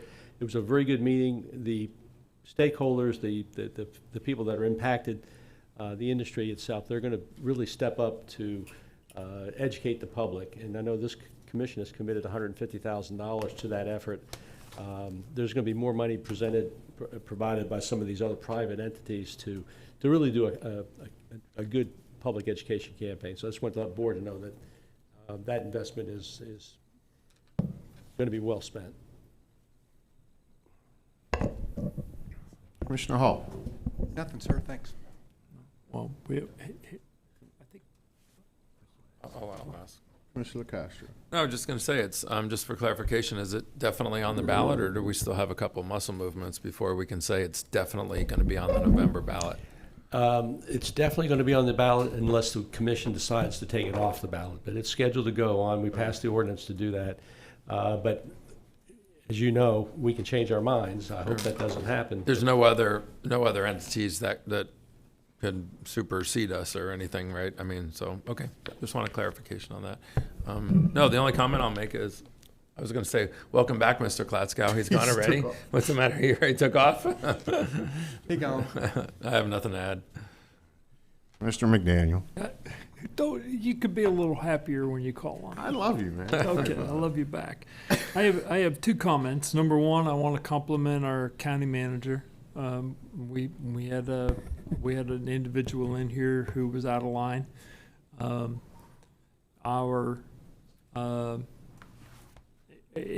I appreciated you speaking up, and that shouldn't necessarily come from this dais. That we have rules in this chamber. Mr. Chair, you were absolutely correct in the comments about respecting the chamber and our rules. And I want to compliment the county manager on taking that initiative and stepping up. It's a hard thing to do, especially when you get jumped by the individual who doesn't believe that they're incorrect. So I compliment you on that. And my second comment, and this was a thought that I had yesterday. I went to my truck, and some dude on a scooter on the sidewalk, motorized scooter on the sidewalk, blew by two pedestrians. I mean, that fellow was traveling 30 miles an hour on the sidewalk. And I know we've had multiple discussions, both in the MPO and here, with regard to the motorized vehicles. Has there been any discussion about disallowing those motorized vehicles on pedestrian pathways yet? We have, the ordinance we did has restrictions on types. Well, we have restrictions, but I'm talking about forcing them, disallowing their, I mean, you talk about an enforcement issue.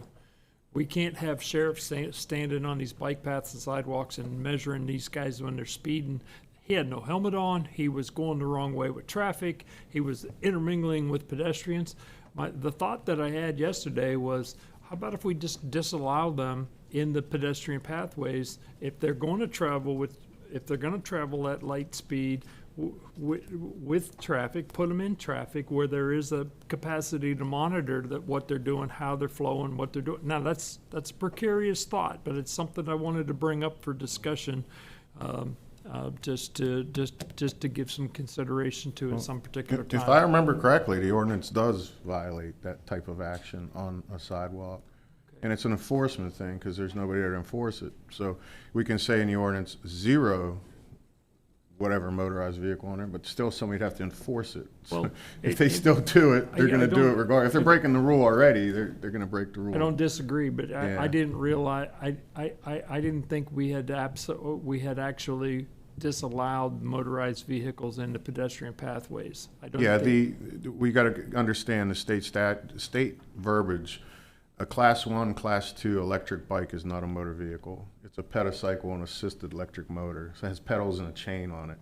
The ones that don't have the pedals, that have the look like the little mini bike motorcycle with the electric, those are considered a motor vehicle, and those are against our ordinance to be operated in public if they're over 750 watts. Well, this fellow was on a scooter. There Yeah. were no pedals. There were no other. Yeah, so that would be now- a violation of our ordinance. He's not Okay. allowed to be on this sidewalk. And maybe we ought to give consideration to not trying to classify allowable and assisted and not assisted. If it's got a motor, it's off the pedestrian pathway just to take it out. The reason we've had that consideration is because we have families and elderly people that enjoy the electric assist bicycles, and I had a long discussion with those groups. And if you got a juvenile with you and you have an electric assist, you don't want to put the juvenile out on the street operating their bicycle with training wheels. So kind of like we had to draw a line somewhere, which one we don't allow and which ones we do allow. There are unintended consequences all across the board. It's more of an enforcement thing, Commissioner, and that's the sad part is that